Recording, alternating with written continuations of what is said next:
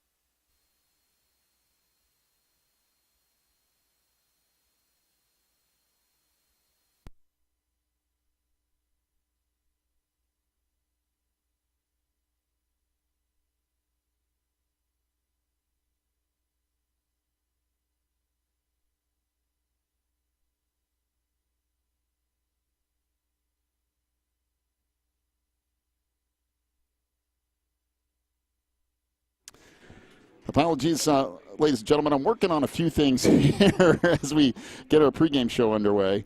We're getting audio coming back to us like through our own headsets that's being streamed, I think. So we're going to have to try to work on that as we go here.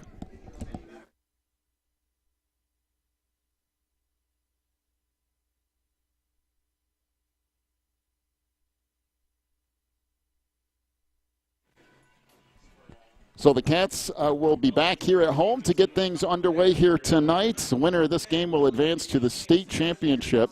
That will be next week down at Illinois State in Bloomington. Let's talk a little bit about the Seneca game from last week, which might be, I don't know, top 2 or 3 games we've all ever time. Watched. Yeah. I'd say it's either the first or second best game we've ever watched. It was one of those things where the Cats, it looked like it was going to be, maybe a 7-6 game or something like that down the stretch. But what really ended up happening was the Cats get points right at the, well, not right at the end of half, but midway to the second quarter, and you're thinking, okay, extra point here ties everything up. Then all of a sudden, the Cats miss the extra point, and you go, okay, it's 7-6. This could be a problem. Seneca gets the ball back, then gets sacked for a 20-plus yard loss back inside the 10. They go to snap the ball for a punt attempt. The snap goes over the punter's head out of the back of the end zone. And all of a sudden, Wilmington has a lead. Then there's a couple minutes left in the half. So you're thinking, okay, well, 8-7 at the half, that's going to be all right. But all of a sudden, Seneca gives the ball back to Wilmington again. The Cats kind of sputter a little bit offensively, and they're sitting there around the 35-yard line or so. And you're going, okay, well, it's 4th down, and they're certainly not going to attempt a field goal here because that would be just borderline insane.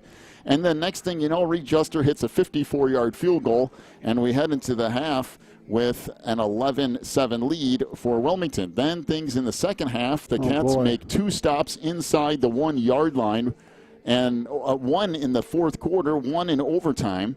Wilmington manages to get the ball inside the 1 yard line with 2:08 left on the clock. The Cats managed to pass the ball down the field, clock it with 4 seconds left, and attempt a 36-yard field goal. I think it was a 36-yarder. I think so. Reed Juster's kick looked like it was in slow motion, and everybody's holding their breath going, is this thing going to make it or not? It did. Then the Cats stopped Seneca inside the 1 yard line in overtime, and then managed to score a touchdown. And I don't think anybody, no one had anything to say after the game. It was such a crazy, insane game that it's one of the things that Coach Reitz talked about too, though, was you have to flipped it now. Like, that was a great game. You got to win. Everybody's super excited about that. But you have another game to play, potentially right. 2 more to play. Like, that was fun and all. But now you get Maroa-Forsyth coming in here, who's made 8 trips to the state championship over the last 15 years or so. They've won a couple state titles. Wilmington's won a couple state titles. So you're going to have an unbelievable football game tonight here from Wilmington, and what a massive crowd it is out here. Look at the people standing along the fence all the way from one end to the other. And Wilmington's crowd already ringing 2 or 3 deep around, and we're still a good 12 minutes away from opening kick. All right, let's take ourselves a timeout. When we come back, we'll talk a little bit more about this game tonight, and we'll also hear from the head coach of the Wildcats, Mr. Jeff Reitz. We'll do all that and more as Wilmington Wildcats Weekly, brought to you by Breezer Construction Company, rolls on here on the Christian Internet Sports Network. Wildcat Self-Storage is a facility providing clean, convenient, and well-maintained storage units. They provide great customer service with competitive rates, and they also have online bookings and payments for your convenience. Wildcat Self-Storage is at 131 School Street in Wilmington, online at wildcatsst.com, and by phone at 815-768-0681. Wildcat Self-Storage is proud to be locally owned. Wilmington Pizzeria is located at 205 East Baltimore Street in Wilmington. They have pizza, pasta, sandwiches, and a full selection of family meal deals. They offer pickup and delivery too. Wilmington Pizzeria is open Monday through Saturday from 10:30 to 9. Call Wilmington Pizzeria at 815-476-7011 or check them out at wilmingtonpizzeria.com. All right, we're going to switch things up just a little bit here in the pregame show. They're about ready to do the national anthem here. So we're going to take one more quick break. When we come back, we'll just go ahead and get to our interview with head coach Jeff Reitz, and we'll do a little bit more preview of this game after that interview. So we're back with the interview with Coach Jeff Reitz here in just a moment, as Wilmington Wildcats Weekly, brought to you by Breezer Construction Company, moves along here on the Christian Internet Sports Network. Spins and Needles in Wilmington is the premier sewing shop in the Chicagoland area. They specialize in sewing machine repair, tune-ups, and cleaning. And Spins and Needles also has a full selection of sewing products to choose from, including fabric, quilting supplies, and wind spinners. Stop by Spins and Needles at 614 Davie Lane in Wilmington from 10 a.m. to 4 p.m. Tuesday through Saturday, or call 815-592-1183.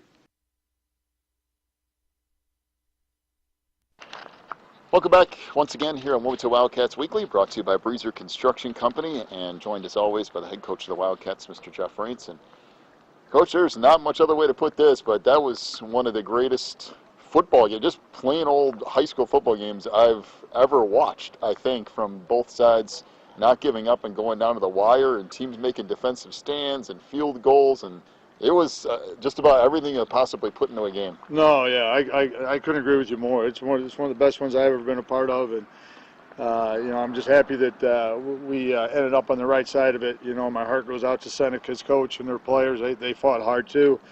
We ended up making a play at the end, and the kids did a great job, and I was just proud of how much they never gave up. They just kept with the plan. They kept going forward, and the kids did a great job. And in all 3 phases, offensively, ball control, I can't remember ever seeing a 14-minute drive anywhere with any team. But yeah. Oh, right. No, we were offensively, it was a heavyweight bout. I thought both, we're both very we're like each other in the fact that we want to run the ball, and it was a very fast first half. But you're exactly right. There was no breakaways for us. It was hard yardage all game long, and our kids stuck in there and did a nice job. Defensively, I mean, what can you say about making 3 stands inside the 5-yard line to hold Seneca out of the end zone? And a couple of times on some of those drives, it was 2 or 3 plays from inside the 2. Yeah. And the defense just did the job. They did. They didn't give up. They did their job, what they were supposed to do. They got low pad on their Seneca's offensive line, which is tough because Seneca always is well coached up front.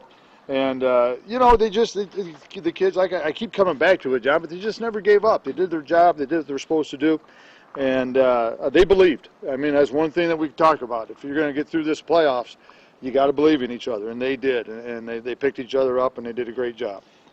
Special teams, that's one of the craziest 54-yard field goal. Yeah. I think it tied a state record for the playoffs, and then not only that, but kicking a 36-yarder into the wind to send the whole thing into overtime. I mean, what can you say about Reed Juster other than he came up huge? Reed Juster was awesome, and how he how the 54-yarder, how he did that, I don't know.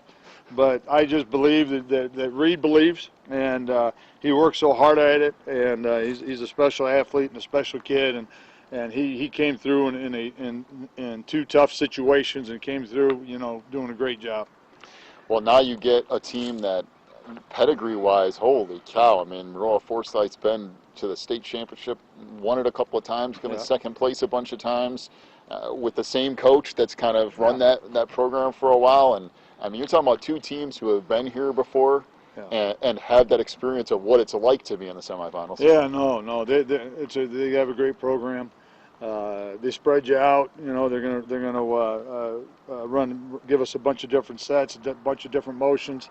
Defensively they'll do a good job. They try to get a lot of speed on the field, and so which is nothing that we haven't seen. We've seen some really good defenses and offenses here coming into this game, but Maroa does it at a very high level, and you can tell that on film.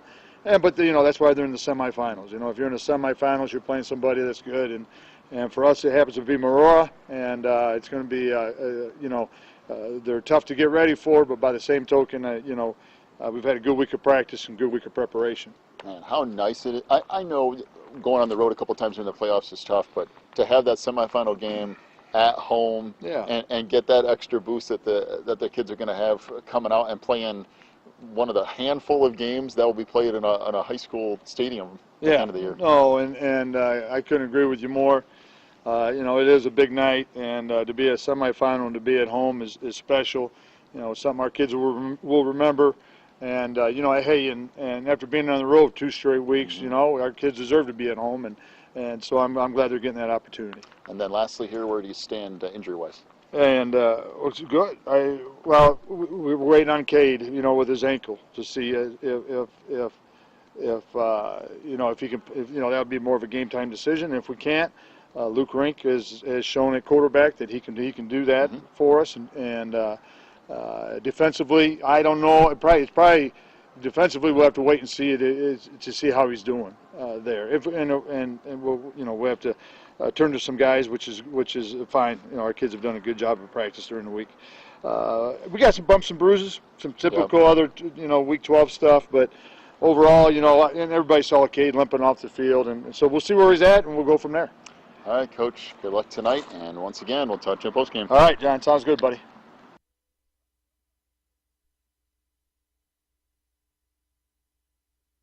Riverfront Lanes in Wilmington is the place for fun with family and friends. They have leagues and open bowling, along with all the extras, like bumpers for the kids and cosmic bowling. Riverfront Lanes is your party headquarters, too. Whether it's a birthday, company outing, or fundraiser, they can take care of you. Visit riverfrontlanes.com for hours and more information, or stop by at 402 South Water Street in Wilmington.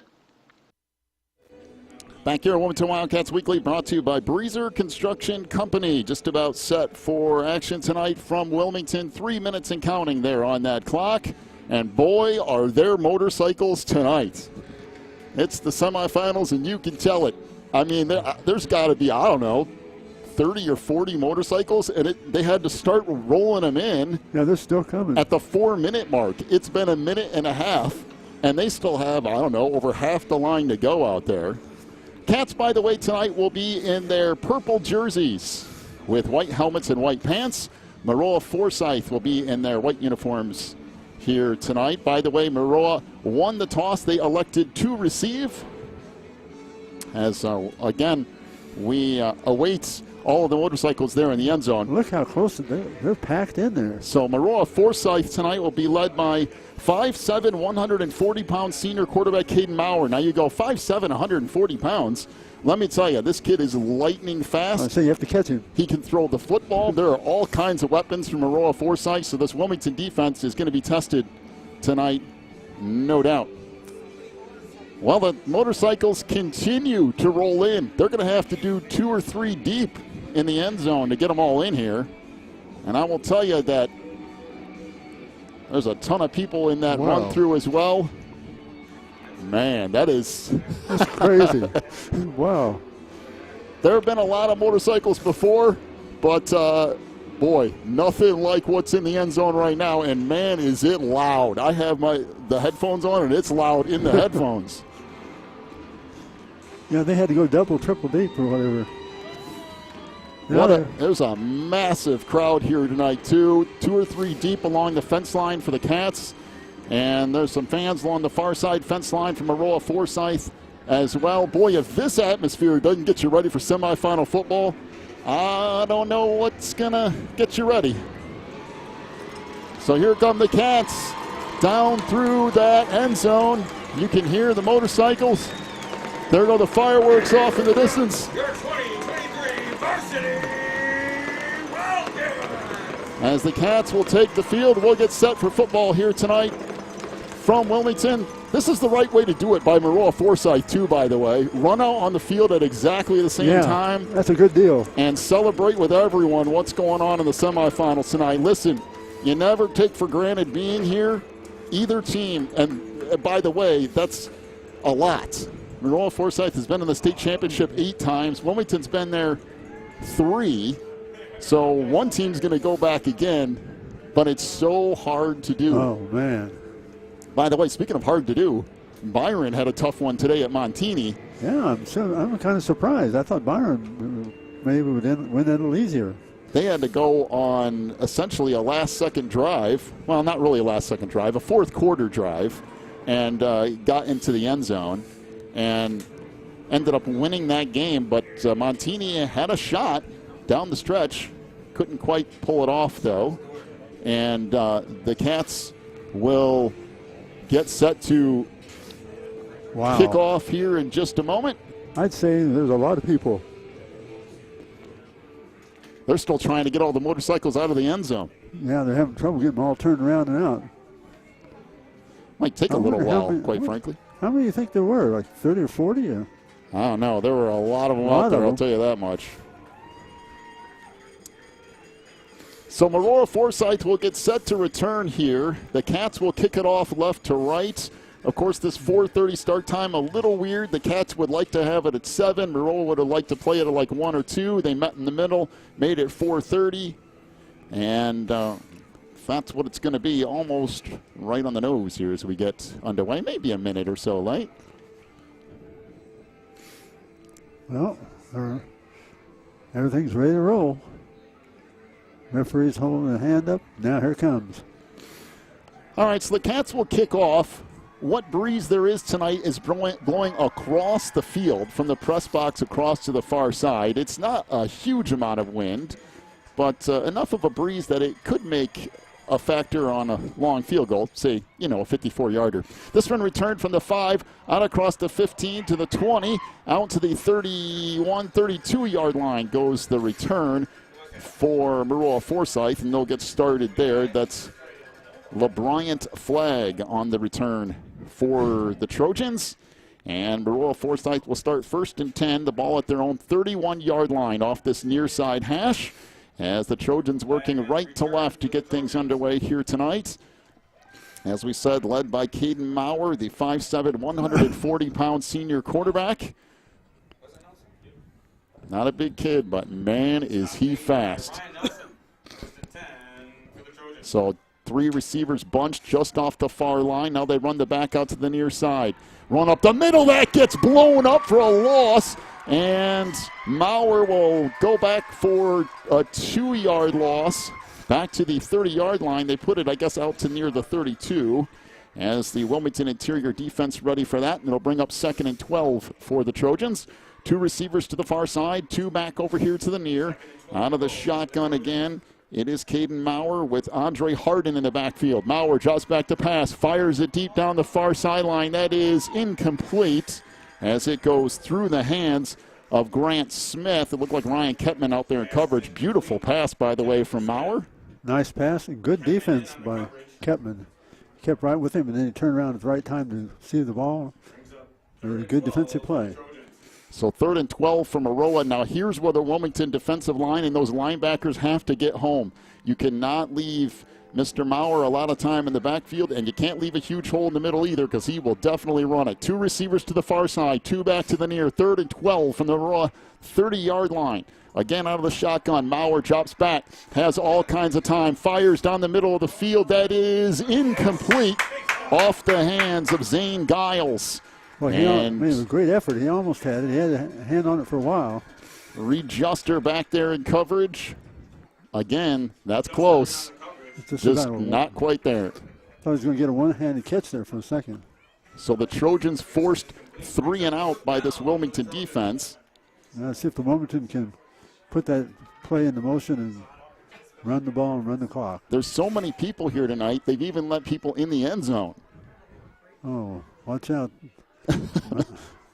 So Maurer going to fake it. Now he's going to run it up the middle and gets the first down. Boy, he barely got it. Picked up 13 yards and a Maroa-Forsyth first down. 4th and 12, and Maurer ends up running for 13. I'm just trying to say that Maurer's back there kicking. Watch out. And if you noticed, he kind of waited and then faked the pass like he was going to throw it and then was just waiting for a hole to open. 1st and 10 from Maroa from their own 42. Maurer drops back again, fires over the middle. That was very close to being picked off over the head of Grant Smith at midfield. Kettman out there in coverage, and it'll bring up 2nd and 10. Boy, those kind of things cannot happen. 4th and 12. You got to stay with that guy. Deep in your own territory. Make sure he kicks that ball. I will tell you this, though. Again, coaches, when you get to this point of the playoffs, they're playing to win at every possible outset. So 2 receivers to the far side, 1 back to the near, a back just to the left of Maurer. Out of the shotgun from the near side hash. Fires. That is caught up the near sideline. Across the 40, across the 30, all the way down near the 21-yard line. Ryan Kettman ends up with the tackle. Ryan Kettman in on the tackle. Yeah, we had a Wildcat missed the block. A gain of 37 by Zach Smith, and it'll bring up 1st and 10 for Maroa-Forsyth. Boy, this drive was stopped. It was 4th and 12, and the Trojans faked the punt deep in their own territory, and now they're just on the edge of the red zone. Pass near the end zone. That is through the hands of Mitch Williams down near the 5-yard line. That's incomplete. It'll bring up 2nd and 10 from the Wilmington 20. 10:30 to go opening quarter.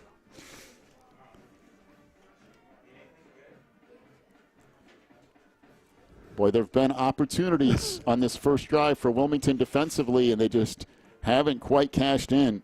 Boy, that run from Maurer on 4th and 12, getting 13 yards, that was, and quite frankly, he was 15 yards back like he was punting it too, so you're talking almost 30 yards in the field. Maurer off the left side, tries to cut it back, gets stacked up, and picks up maybe 3 or 4 yards. Brendan Moran on the stop. It'll bring up 3rd down and 7 for Maroa. Ball down to the Wilmington 17-yard line. 10-12 to go opening quarter. No score. Maroa again had it 4th and 12 deep in their own territory.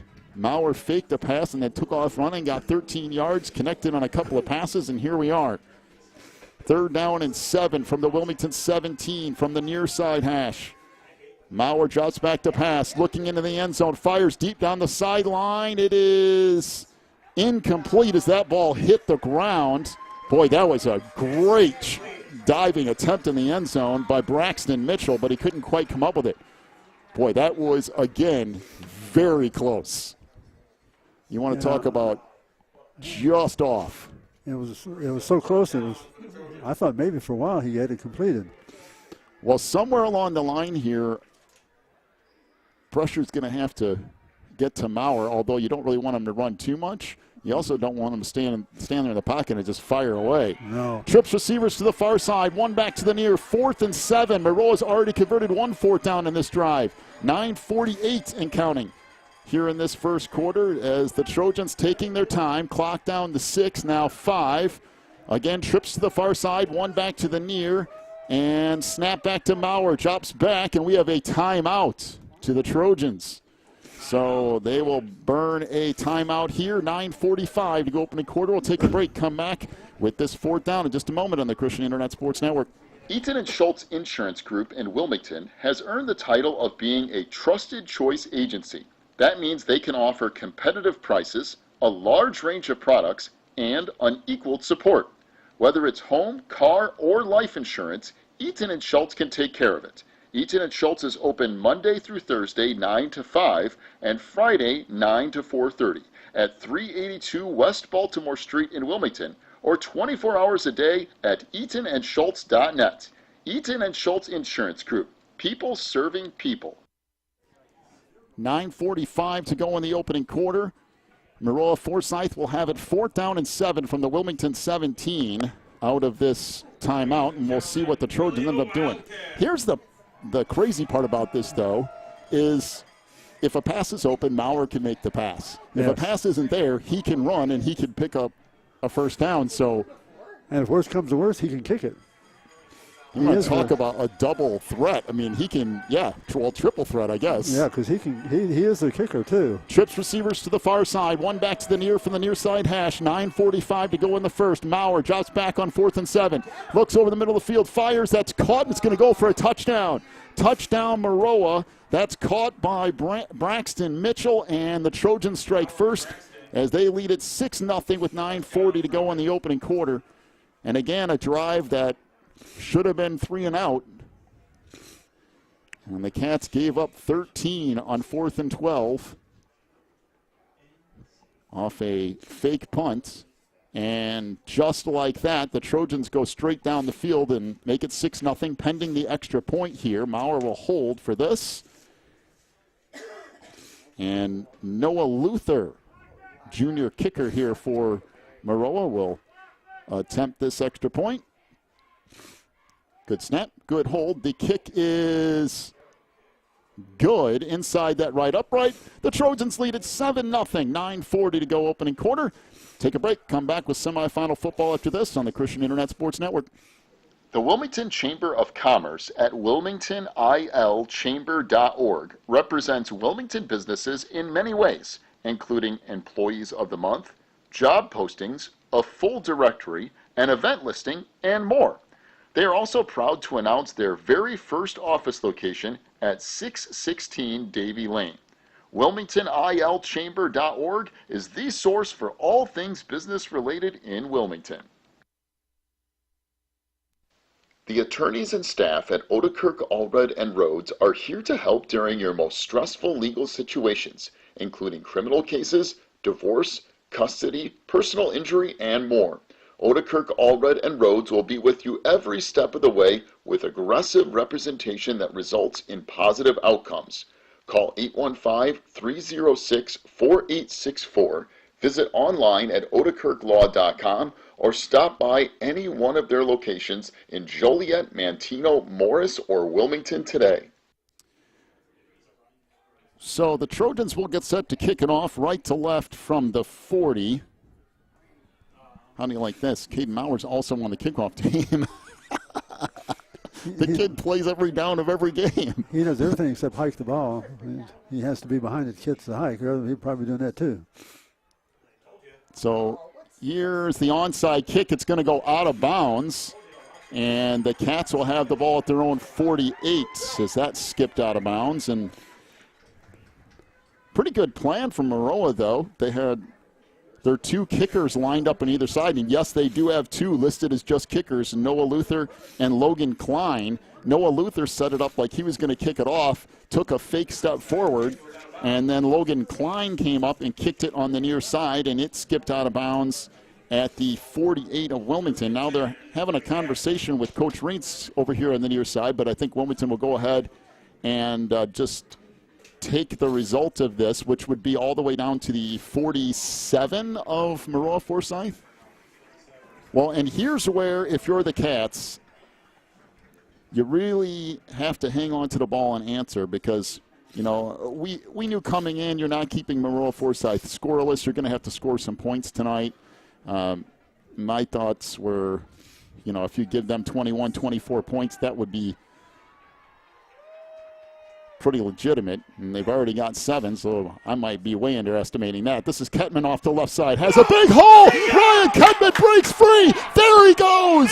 All the way into the end zone. 47-yard touchdown run. And just like that, the Cats get back to within 1 point. 7-6. Kettman breaks a tackle. He cruises into the end zone. And the Cats are an extra point away from tying this thing up. Well, wow. Just when we said, use clock, take all the time off, and go into the end zone. 1 play later, Kettman's cruising down the sideline. Well, if you score every 5 seconds, you don't have to manipulate the clock. I guess that's true. Now, Juster did miss an extra point last week. However, he came back to make 2 ridiculous field goals. So McCubbin will hold here. Jake Castle to snap. Good snap, good hold. The kick by Juster is right down the middle, and the Cats tie it up at 7. 9:31 to go opening quarter. Oh, my goodness, it's tied up. Don't go anywhere, anyone. We're back after this on the Christian Internet Sports Network. Quigley Technology Services is your local source for computer help. They have built numerous websites, including ours, here at the Christian Internet Sports Network. Quigley Technology Services also specializes in virus removal, so your computer will get back to full speed now. And you can trust them for first-class computer repair, including free local pickup and delivery, plus on-site service, including after hours. Contact Quigley Technology Services at 815-293-7844 or stop by at quigtech.com. That's QUIG tech.com. So the Cats tied up at 7 off a 47-yard touchdown run from Ryan Kettman. And now Maroa-Forsyth will get set to return the kick. Again, I hate to go back to this, but you might as well. The Cats had Maroa-Forsyth at 4th and 12, back around their own 30-yard line. And on a designed run, Maurer picked up 13, got a first down, made a couple of beautiful passes on that drive, and got the Trojans on the board first. The problem was the Trojans couldn't stop Wilmington either, and in one play, the Cats get into the end zone. They used the whole 9 seconds off the clock because that's where you operate the clock. This could be a long game tonight. This bounces at the 22, rolls down to the 15, picked up there, out across the 20. Big hole, and somebody came from the backside to make a stop out near the 27, and that's a good thing because... Boy, he can return kicks, can he? He's got a shifty... I think Castle ended up making the stop for the Cats. And let's see what Wilmington does defensively here. I mean, the first couple of go-rounds, the Cats didn't really get much pressure on Maurer. And let's see what they do here. So 3 down linemen. Now Nelson will roll up there too. So the Cats with 4, now 5 up front. Out of the pistol formation here, Maurer with 1 back behind him. Maurer going to keep it himself, pitches it off the near side, and that gets chopped down after a gain of maybe 5, close to 6, as Andre Harden on the carry. Ryan Kettman made the stop, and it will be 2nd down and 4 as that ate up a lot of yardage. And if that was a nice pitch out like that. He waited to draw the people to himself. And right at the last second. Shotgun formation. Maurer going to keep it himself, trying to get to the outside. And he'll get stacked up short of the first down. Moran wraps him up. Rampa was there first. And it will bring up 3rd down and a yard. That's the problem when you run into Caden Maurer, is he's so small that if he gets behind those offensive linemen, you can't get to him and you can't see him. Can't see him, yeah. He disappears. So 3rd down and a yard. Ball at the 38 of Maroa, going right to left here. They try to do a quarterback keeper, and if he got it, he barely got it. I mean, it's close. It is really close. The near side official, I don't think, gave it to him. The Cats stacked that up, and if there's one thing that Maurer isn't particularly good at, it's power running. He is short, and it's going to bring up 4th down. 4th down and a yard. Does Maroa go for it here? I mean, why not? If he went for it on 4th and 12 on a fake punt, I guess you'd go for it. I mean, throw everything out there tonight. So one receiver to the far side. Maurer out of the shotgun, which is kind of an interesting spot from 4th and 1.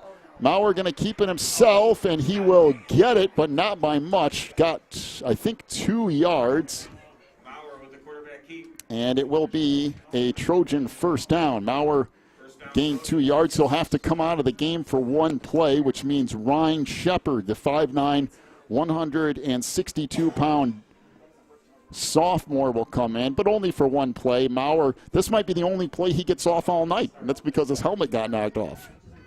That's probably about right. So pistol formation near side. Handoff is blown up in the backfield. That is Andre Harden, who is wrapped up, and he loses a yard. The Cats all over that. Of course, you knew when Maurer out that they were probably going to hand the football off anyway, and now Maurer will come back out, bring up 2nd and 11. I'll tell you this, I don't care if it's 4th and 30, you're not comfortable. No, you aren't. He is so fast. He's so fast, so shifty, and he's he's tiny. I mean, he hides behind everything. 2 receivers to either side. 2nd and 11, pass down the near sideline. Intercepted by Reed Juster at the 38-yard line of Wilmington as Reed Juster picks that off. And the Cats will have it 1st and 10 officially at the 39. Maurer made some really good decisions tonight. And that wasn't one of them, as Juster had great coverage out there. And now the Cats will get it 1st and 10 from their own 39-yard line. Well, now, yet again, you kind of get a feeling tonight that the Cats really need to score every time they touch the football and just keep that momentum. Boy, big turnover there by Wilmington's defense. Reed Juster with great coverage. The Cats with 1st and 10 from the near side hash, moving left to right. Out of the double wing here, McCubbin up under center. Braden Anderson getting the start at fullback tonight. Kyle Farrell to the far side. Kettman off the left again. Churns ahead, and Ryan will pick up a good chunk of yards on 1st down. That's a gain of 5. It'll bring up 2nd down and 5 for Wilmington from the 44-yard line. Again, Farrell to one side, Kettman to the other, and they're trying to untangle bodies out at the 45-yard line. Still getting everybody back in order here. 6:26 to go in the first quarter. It seems like we played a half already. Boy, I tell you what, this could help you lose weight. So McCubbin will come back out to the huddle with 10 seconds to go on that play clock. The Cats will come up to the line. 2nd down and 5 from their own 44. Still from the near side hash is McCubbin under center. Will take the snap, pitches it right side. Farrell breaks a tackle, and he breaks free! Kyle Farrell to the 30, 20, 15, 10, 5. Touchdown Wilmington! 56 yards! And Kyle Farrell into the end zone. Cats leading 13-7, 5:54 to go in the opening quarter. Wow. The Cats have scored twice, and they have scored in a hurry twice. 3 plays, 2 touchdowns. So Juster will come out and attempt the extra point here, kicking into a huge crowd of people that happen to be in the end zone boy, now. there's a bunch. It's just growing. Like the crowd is doubled in size since the game began. 3 or 4 or 5 deep. Good snap, good hold. The kick is good by Reed Juster, and the Cats lead it 14-7. 5:54 to go opening quarter. Take a break. Come back with more Cats football in a moment here on the Christian Internet Sports Network and the Wilmington District YouTube page. If you're looking for more information on Wilmington Wildcats football, then check out the Catbackers every Wednesday at 7 at Tuffy's. Each week, Coach Reitz goes over game film, takes questions from the audience, and presents the Offensive and Defensive Player of the Week awards. Plus, you'll get to hang out with other Wildcat fans and get the inside scoop on next week's game. So be sure to check out the Catbackers every Wednesday at 7 at Tuffy's.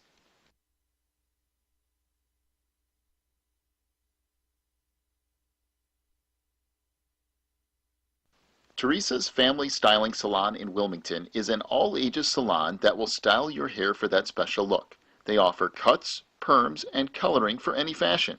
They also carry Paul Mitchell and Brocato products.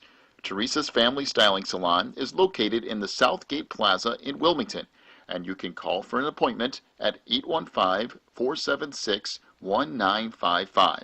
That's 815-476-1955. So the Cats score on a couple of big touchdown runs, one by Ryan Kettman, the other by Kyle Farrell. We have played half of one quarter, and it's 14-7. 3 touchdowns. That's wild, man. Last week against Seneca, you want to know the exact opposite? 2 possessions, used up the entire first half. Wilmington had a 14-minute drive last week. This will roll down to the 15-yard line, picked up across the 20. This will get stacked up near the 25-yard line. There is a very late flag. Might have been a face mask. We'll see here. I'm not sure. It was very late right in the middle of the tackle, which usually leads you to believe that it's something like that. I was thinking 17 was unsportsmanlike conduct. Could be. I was just guessing. It is face mask. Face mask. That was a weird face mask call. It looked like he called holding/face mask, which was weird, but. Oh, boy, that's not going to help him. So it's a 15-yard face mask on the Cats. That doesn't help things. The ball goes all the way out to the 40-yard line, and that's where Maroa will start 1st and 10. 2 receivers to the far side. Trips back over here to the near. And Caden Maurer out of the shotgun.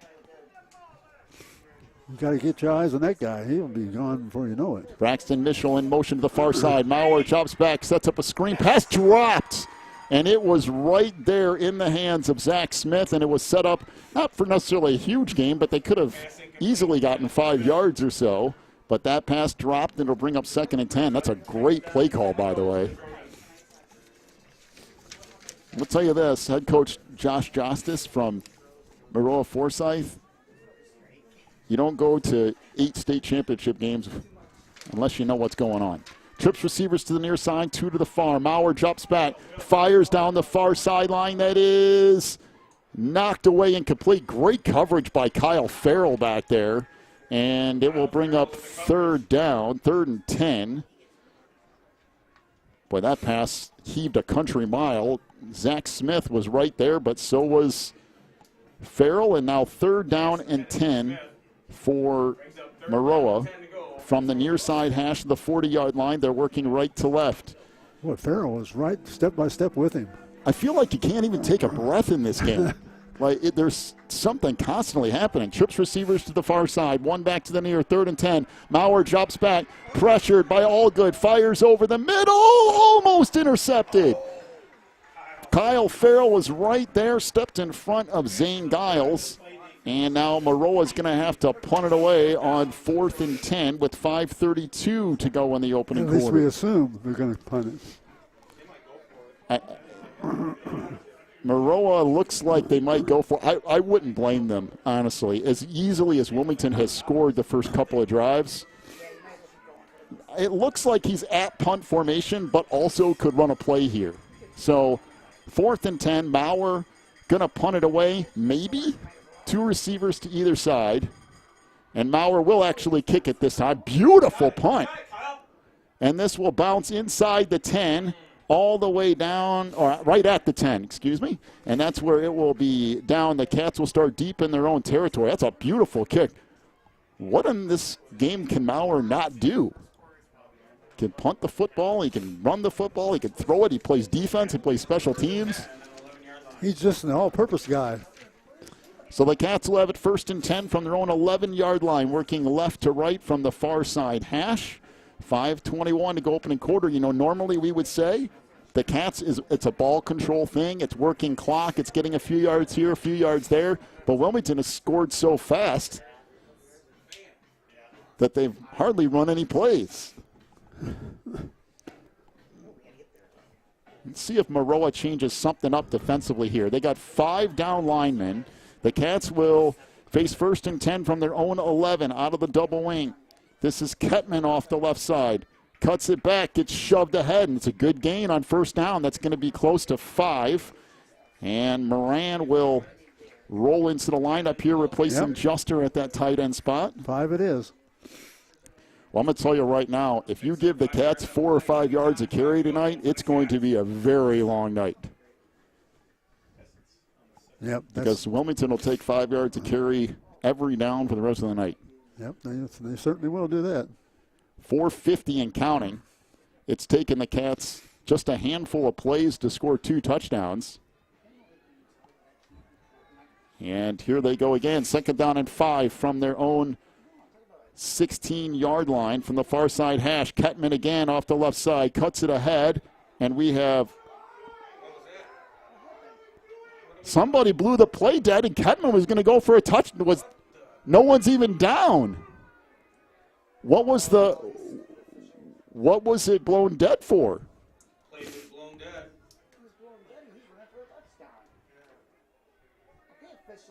A false start. I didn't even see a flag, but apparently there was a false start. On who?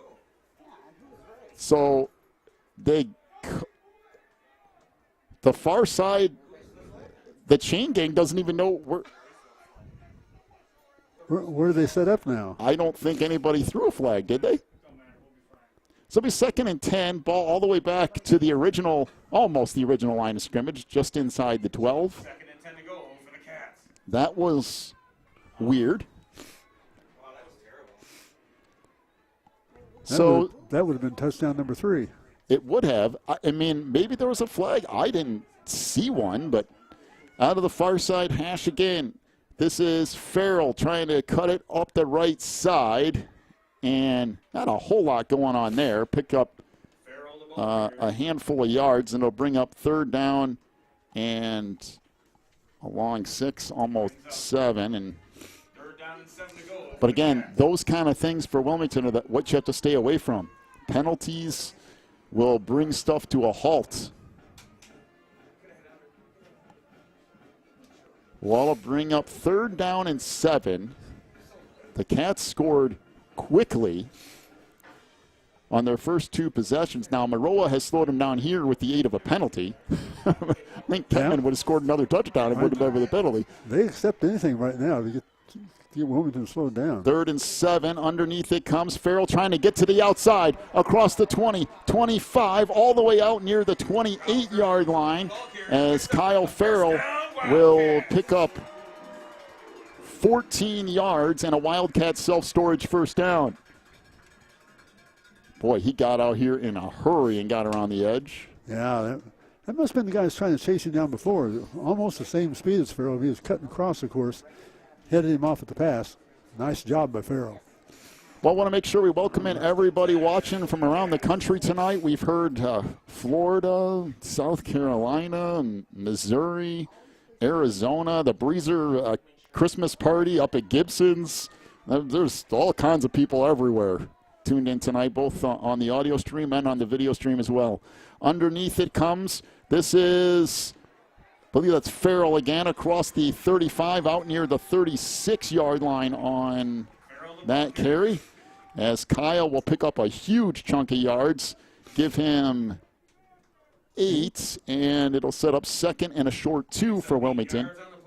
2:30 to go opening quarter.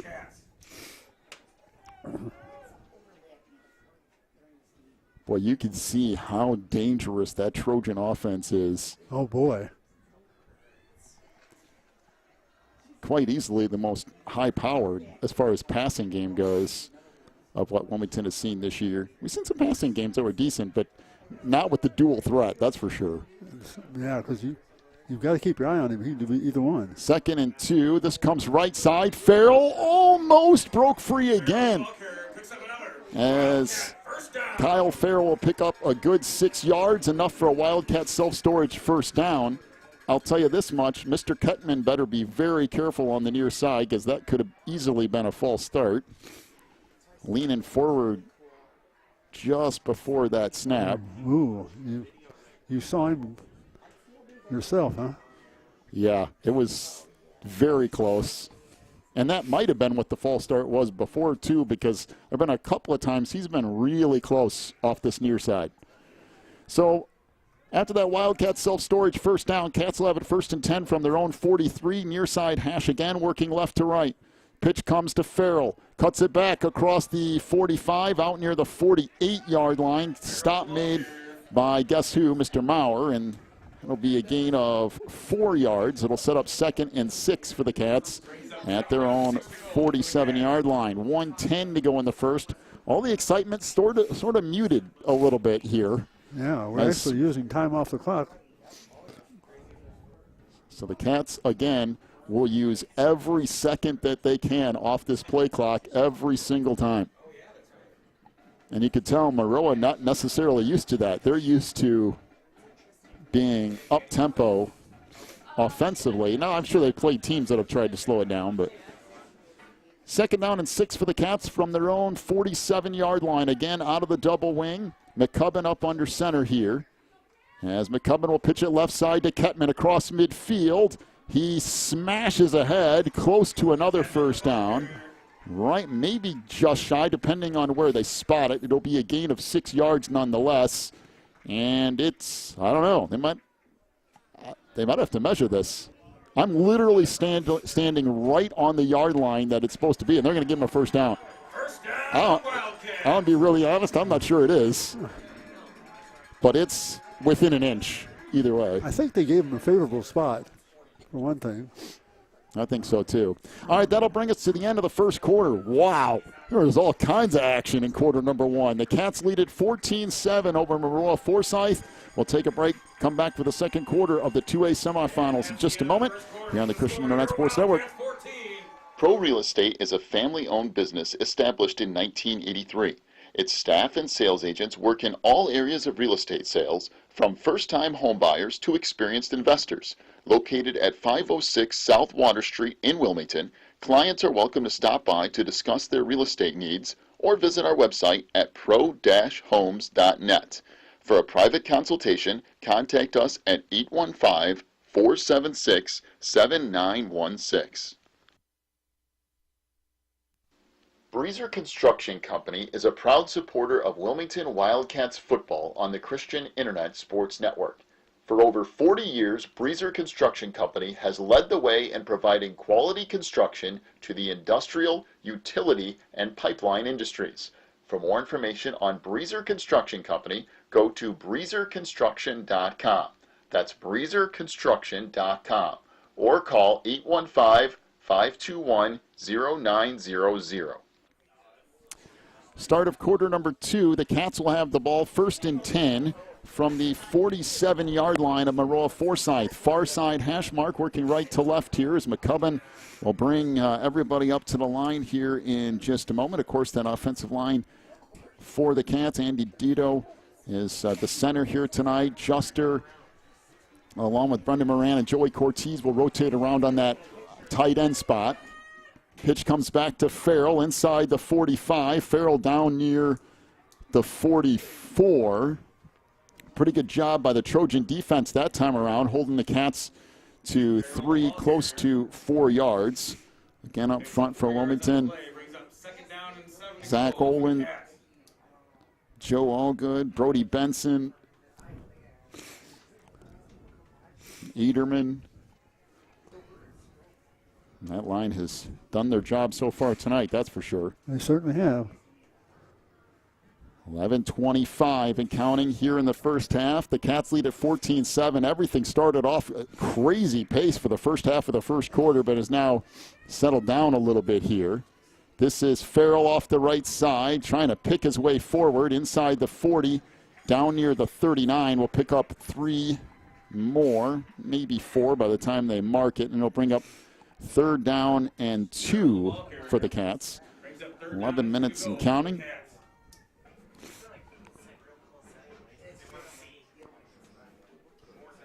Boy, you love getting to these playoff games and deep in the playoffs when crowds get crazy. I know I was watching Byron and Montini earlier today, a game that Byron pulled out, a huge crowd there up at Montini Catholic to watch a great game. Another huge crowd here tonight. 3rd down and 2 for the Cats from the 39 of Maroa. Underneath it comes. That's going to be a first down by, I think it's Ryan. Is that Ryan Kettman?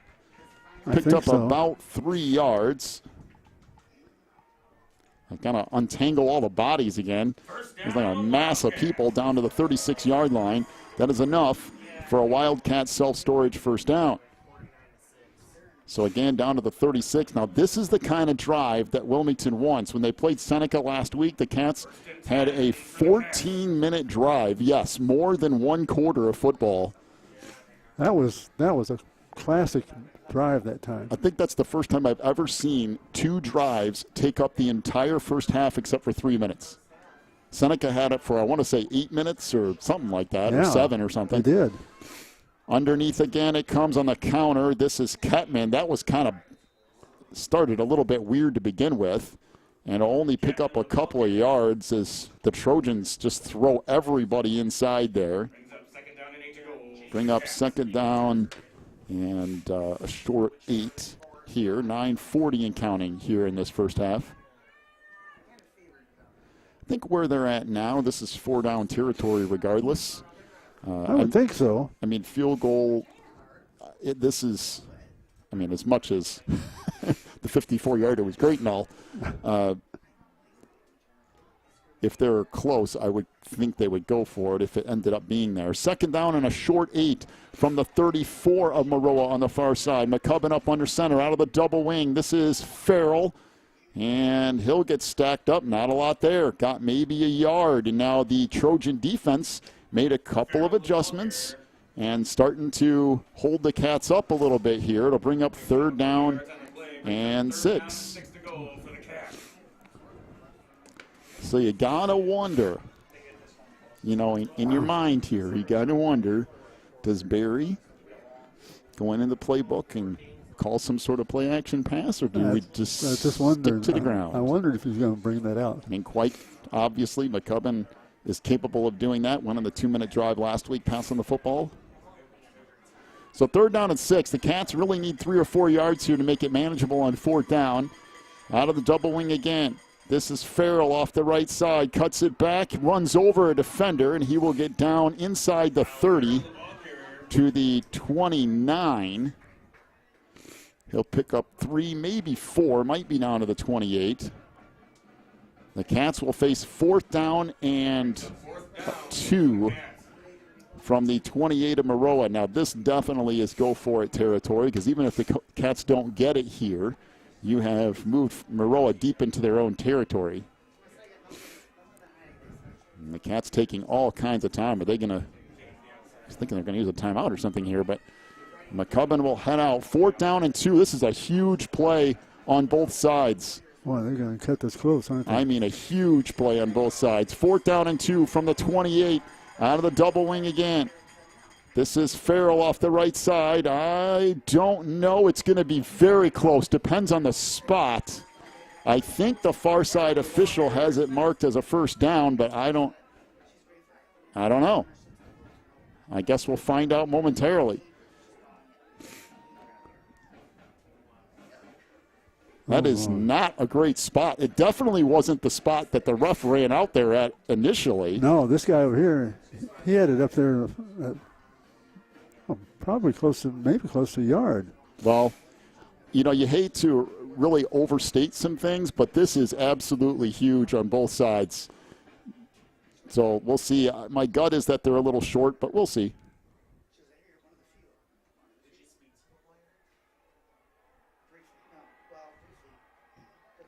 And they're going to say it's Maroa ball as the Trojans hold. As the Cats will head out there defensively as the Trojans hold Wilmington about an inch short. Couldn't have been much more than that. All right, so let's see what the Cats do defensively here. Maroa does the job defensively to hold Wilmington on fourth down, but again, for the Cats, you're okay with going for it there and turning the ball over on downs that deep in territory. Two receivers to either side, 7:23 to go in the first half. Mauer out of the shotgun, takes the snap, swings a pass over. That's backwards. That's backwards. That should be a fumble. Picked up, and this is going to be replayed down to the 3. And that will be Wilmington football at the 3-yard line.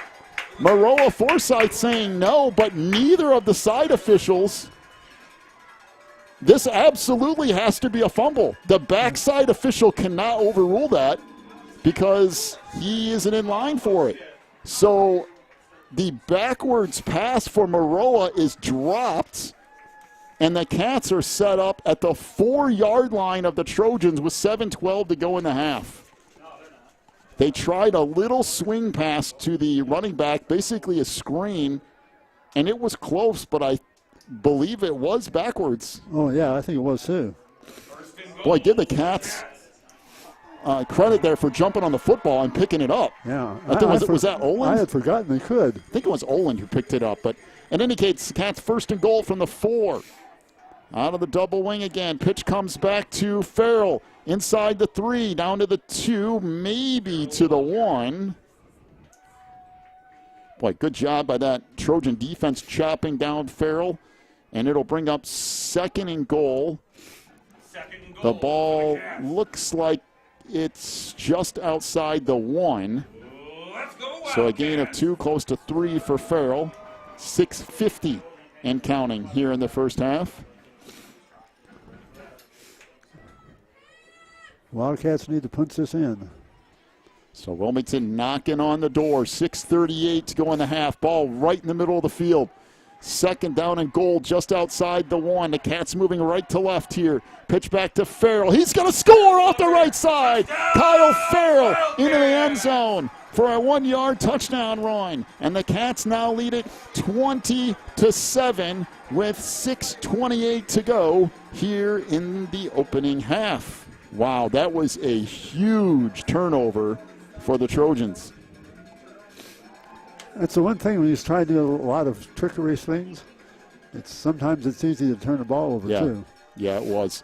Give the Cats credit for staying awake there and jumping on the football. I think it was Oland who ended up with the fumble recovery. Well, he kept his head in the game. So Juster on to attempt the extra point here. Good snap, good hold. The kick by Reed is good inside that right upright. And the Cats lead it 21-7, 6:28 to go in the opening half. Back with more Cats football in just a moment.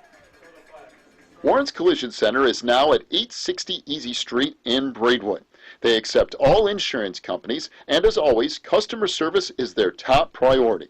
Contact Warren's Collision at 815-458-3300. Stop by online at warrenscollision.com or visit in person at 860 Easy Street in Braidwood. Warren's Collision Center is open from 8 a.m. to 5 p.m. Monday through Friday. Warren's Collision Center, where they care beyond the repair. Wildcat Self-Storage is a facility providing clean, convenient, and well-maintained storage units. They provide great customer service with competitive rates, and they also have online bookings and payments for your convenience. Wildcat Self-Storage is at 131 School Street in Wilmington, online at wildcatsst.com, and by phone at 815-768-0681. Wildcat Self-Storage is proud to be locally owned. So 6:28 to go here in the first half. The Cats will get set to kick off right to left. Reed Juster will do the honors here. And Maroa-Forsyth will get set to return. And you kind of feel like the Trojans had made some ground then immediately gave the ball back, and you feel like they, and you don't want to say must score in this drive, but they really need to, as the ball goes into the end zone, and the Trojans will get the ball 1st and 10 from their own 20, especially when you consider the fact that Wilmington will get the ball to start the second half, which the Cats have done almost every week. And they have done a masterful job of scoring at the end of halves and then immediately getting the ball to start the next quarter and getting points. And that has been something that Wilmington has really worked on all year, and it's continuing here in the playoffs, so we'll see how it pays off here tonight. So 2 receivers to the far side, 2 back to the near. Maurer out of the pistol formation, 1st and 10 from the 20. And he'll hand it off up the middle across the 25 to near the 26. That's Andre Harden. Boy, what a tough run by Andre. Running over some people. Going to get, I guess, right at 6 yards. They'll bring up 2nd and 4. 2 receivers to either side. Again, Maurer out of the pistol again. Going to keep it. Fumbled it! And Wilmington has it again! Ryan Nelson on the fumble recovery as Maurer tried to pull it away from Harden at the last second, dropped the football, and right there was Ryan Nelson, the 6'1", 190-pound junior. The Cats are knocking on the door again with 6:02 to go in the half. Man. Boy, turnovers have absolutely killed the Trojans tonight. That's the 3rd one in this first half. Let's see, where are we at? 23-yard line? 1st and 10 from the 20, yep, just inside the 24, almost the 23. Right in the middle of the field, McCubbin under center, out of the double wing again. Pitches it right side, Farrell trying to cut it back. Gets down to near the 20 before he's tripped up. Bring up 2nd down and 7 for the Cats. Ball again at the 20. And once again, if Wilmington can take 2 or 3 minutes off of this clock, get some more points, and then get a stop, they will get the ball to start the second half. Yep, that's what Coach always wants. So McCubbin, we saw him limping around last week at the end of the Seneca game, but so far tonight hasn't really showed a lot of ill effects from that. No, they took him out, I think taped him up a little bit, and he finished the game. Now the double wing pitch comes back to Kettman. Boy, he got stacked up.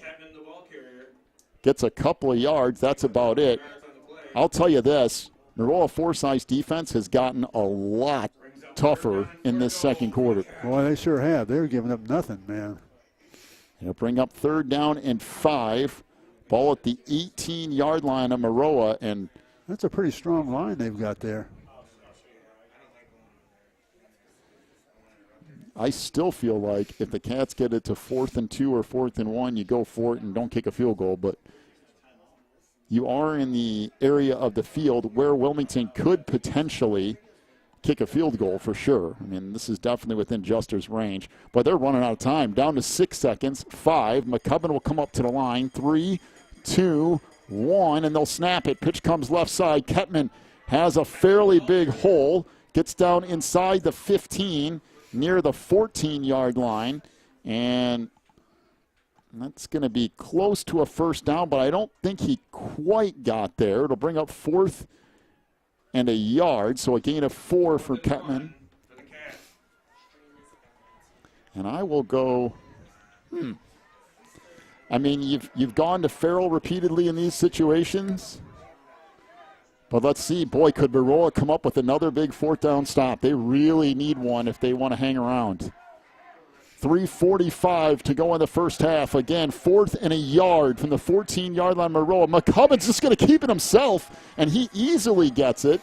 He'll pick up close to 3 yards all the way down to the Trojan 11-yard line. Boy, that was a necessary first down there. That is enough for a Wildcat self-storage first down. And that clock keeps right on ticking. Yes, it does. Brendan Moran, again, they're rotating guys at that tight end spot, which is such a huge deal for the Cats when you can have Juster take a break every now and then and even Cortez if you really needed to. And those 3 tight ends have done a fantastic job this year, and with Braden Anderson stepping in there at that fullback spot. 3:10 and counting here in the half. 1st and 10 from the 11-yard line.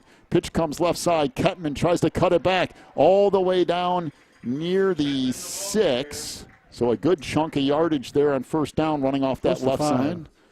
So he will pick up roughly 5 yards. That'll bring up 2nd and 5 for the Cats. And Barry Southall, the offensive coordinator for the Cats, will use every second that he can off of this play clock. And McCubbin just sort of jogs out there. 18 seconds to go on that play clock. Plenty of time. 2:30 on the game clock. Ball right in the middle of the field at the 6-yard line of Maroa-Forsyth. 2nd down and 5 for the Cats. Once again in the red zone. Out of the double wing, McCubbin under center. Pitch off to Farrell off the right side. Gets inside the 5, down near the goal line. He's not in, but I think it's enough for a 1st down. I think it is. We'll see where they actually mark him. And is it a timeout to Maroa? That would be the smart thing to do. It is. The Trojans use a timeout. It is a Wildcats self-storage 1st down. The Cats will have it 1st and goal after we come out of this timeouts. This is Wilmington Wildcats football. Wilmington Pizzeria is located at 205 East Baltimore Street in Wilmington. They have pizza, pasta, sandwiches, and a full selection of family meal deals. They offer pickup and delivery too. Wilmington Pizzeria is open Monday through Saturday from 10:30 to 9. Call Wilmington Pizzeria at 815-476-7011 or check them out at wilmingtonpizzeria.com. So 21-7 is the lead for Wilmington. 2:10 to go in the half. The Cats will have it 1st and goal with the ball at the 1-yard line. Again, a big thank you to everybody joining us tonight. You know, Breezer, I'm sure, enjoying this up there in Gibson's, their Christmas party. They must be having a great time. I would assume so by now. We've heard from all kinds of people tonight. Talked to some people here in the crowd as well that are thanking us for the coverage throughout the year. And I think Wilmington will go ahead and use a timeout here as well. Be sure to stick around for the halftime show brought to you by Pro Real Estate at pro-homes.net. Big thank you to Pro Real Estate for sponsoring that this year. We will have a full check of the IHSA football scoreboard brought to you by Odekirk, Allwed, and Rhodes. Obviously not a lot of scores on that this week, but we will look at it anyway. Cubbin is taking some extra snaps. Maybe they're switching centers? I don't know.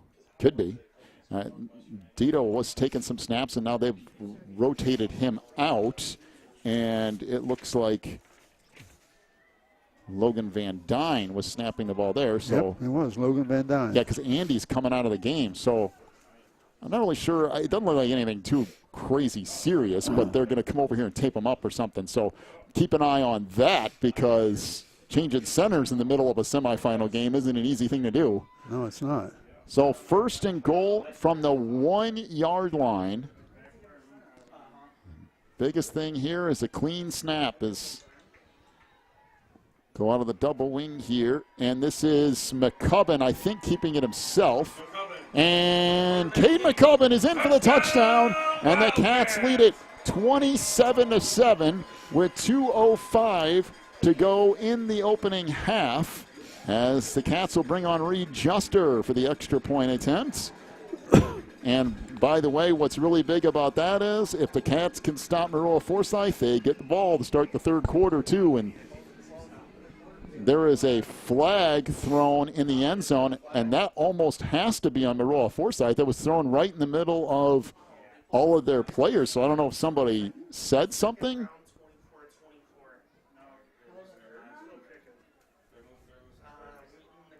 I'm not really sure. We have a dead ball, unsportsmanlike conduct on Maroa-Forsyth. So more than likely, I think that can be kickoff? enforced in the kickoff, which means if you're the Cats, you can just kick the ball through the uprights. But that's, again, the Trojans have kind of been their own worst enemy at times tonight. 3 turnovers in the first half. Now this penalty that obviously is way after any play. Yeah, I want to see the Wildcats carry this on over the second half too. Build up a head of steam. Get ready for moving on if they can keep themselves in this one. So Castle will snap. McCubbin to hold, and the kick from Reed Juster is good, and the Cats lead it 28-7 with 2:05 to go in the opening half. We'll take a break. Come back with more Cats football in a moment on the Christian Internet Sports Network and the Wilmington District YouTube page. Spins and Needles in Wilmington is the premier sewing shop in the Chicagoland area. They specialize in sewing machine repair, tune-ups, and cleaning. And Spins and Needles also has a full selection of sewing products to choose from, including fabric, quilting supplies, and wind spinners. Stop by Spins and Needles at 614 Davy Lane in Wilmington from 10 a.m. to 4 p.m. Tuesday through Saturday, or call 815-592-1183. Riverfront Lanes in Wilmington is the place for fun with family and friends. They have leagues and open bowling along with all the extras like bumpers for the kids and cosmic bowling. Riverfront Lanes is your party headquarters too. Whether it's a birthday, company outing, or fundraiser, they can take care of you. Visit riverfrontlanes.com for hours and more information, or stop by at 402 South Water Street in Wilmington. All right, so a couple of things you can do here if you're the Cats. You can kick the ball straight through the end zone and force Maroa to take it at the 20, or you could try some sort of onside kick here, and it would still be down at the 35 or inside. So let's see. I mean, if we're going to try it, I would say. I think this is going to go through the uprights. I think this Juster will approach. He will kick. It will definitely make it into the end zone. That's where the Cats will put it. So Maroa will start 1st and 10 from their own 20. And again, if you're the Trojans, you got to have points before the end of this half. Already down 28-7. The Cats will get the ball to start the second half as well. And Wilmington's defense, other than that first drive of the game, has done a fantastic job. They've forced some turnovers. A couple turnovers, to be quite honest, were just Trojan mistakes. The one swing pass that went backwards, and then the mesh. So it'll be 2 receivers to the far side, 2 back to the near. Shotgun formation here as Maurer takes the snap, drops back, looks down the far sideline, fires. That is caught. Castle will track him down out at the 43-yard line. Be a gain of 24 yards. The pass caught by Braxton Mitchell. And it will give Maroa-Forsyth 1st and 10 from their own 44-yard line. So they'll start the clock here. 2 receivers to the near side. Actually, trips to the near side. 2 to the far. Maurer out of the shotgun. Drops back. Fires over the middle. Intercepted! Intercepted by Kyle Farrell. Inside the 40. Farrell inside the 30. All the way down to the 25-yard line. And another Maroa-Forsyth turnover. And the Cats are knocking on the door again. 1:42 to go in the half. Wilmington could score yet again. I don't even know how Farrell caught that. It looked like it just stuck in between his arm and his side as he had great coverage. Boy, he just stepped right in front of that and snapped it right out of the air. I didn't even think he saw it all that well. It just hit him and he caught it. He did a nice job of breaking right in front of the pass receiver. All right, the Cats have it 1st and 10. Ball at the 24-yard line of Maroa-Forsyth. 1:42 to go in the half. Out of the double wing yet again. McCubbin under center. Takes the snap. Pitch goes off to Farrell. And Kyle will get down near the 21-yard line. 1:30 and counting here in this first half. Wow, the Cats defense has just come up huge tonight. Turnover after turnover after turnover. Boy. 117 and counting here in the first half. McCubbin under center. Underneath it comes. This is Kettman inside the 20, down to the 15. Before he's finally wrapped up, that'll be a gain of 6 yards. And it is enough for a Wildcat self-storage first down. The ball down to the 14-yard line. Now they'll wind it again out of the double wing. 1 minute and counting. This comes back to Farrell down to the 10. He's stacked up there. Down to 50 seconds and counting. And the Cats will use a timeout here with 48 seconds remaining in the half. So Wilmington will have it second down and about 5 down at the 9-yard line of Maroa-Forsyth. Take a break, come back with more Cats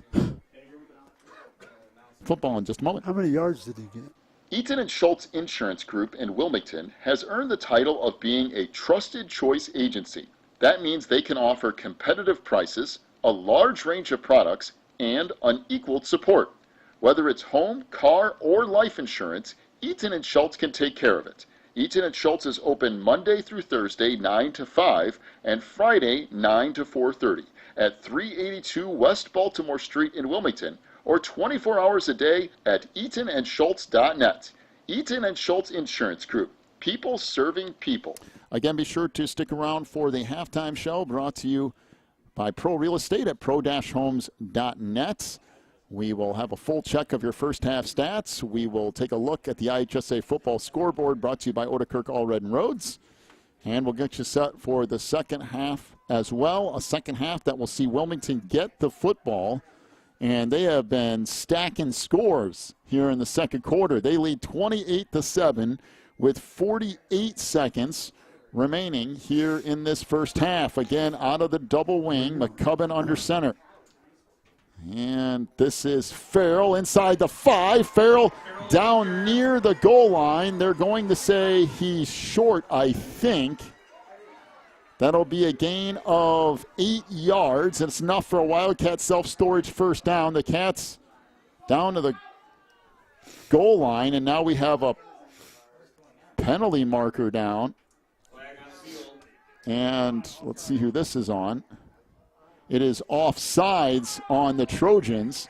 And this will, I don't think you can move it any closer, can you? The ball is almost touching the goal line. I mean, it's literally almost touching the goal line. That's like 3 inches or something. A third of an inch on the penalty. 40 seconds and counting, and now there is a clock stoppage of some sort, and I'm not 100% sure why.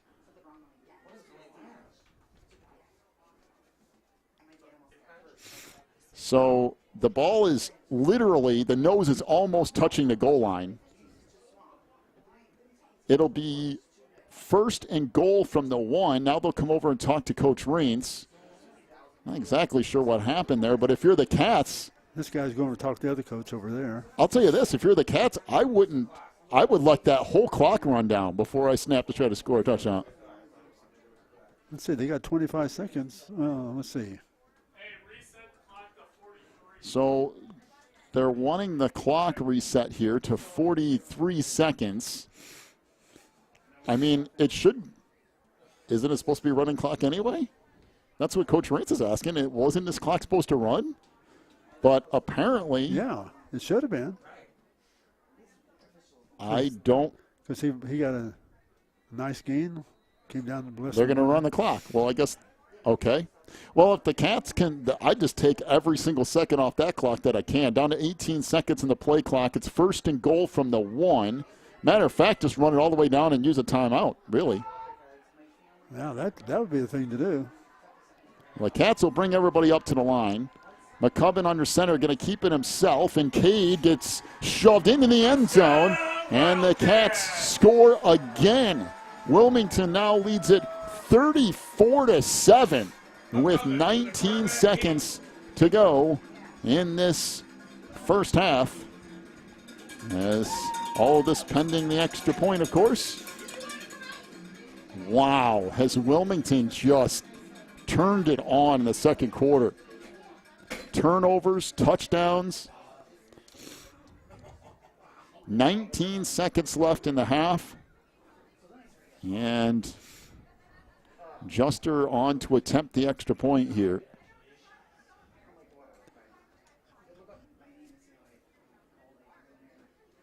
Good snap, good hold. The kick by Juster is good.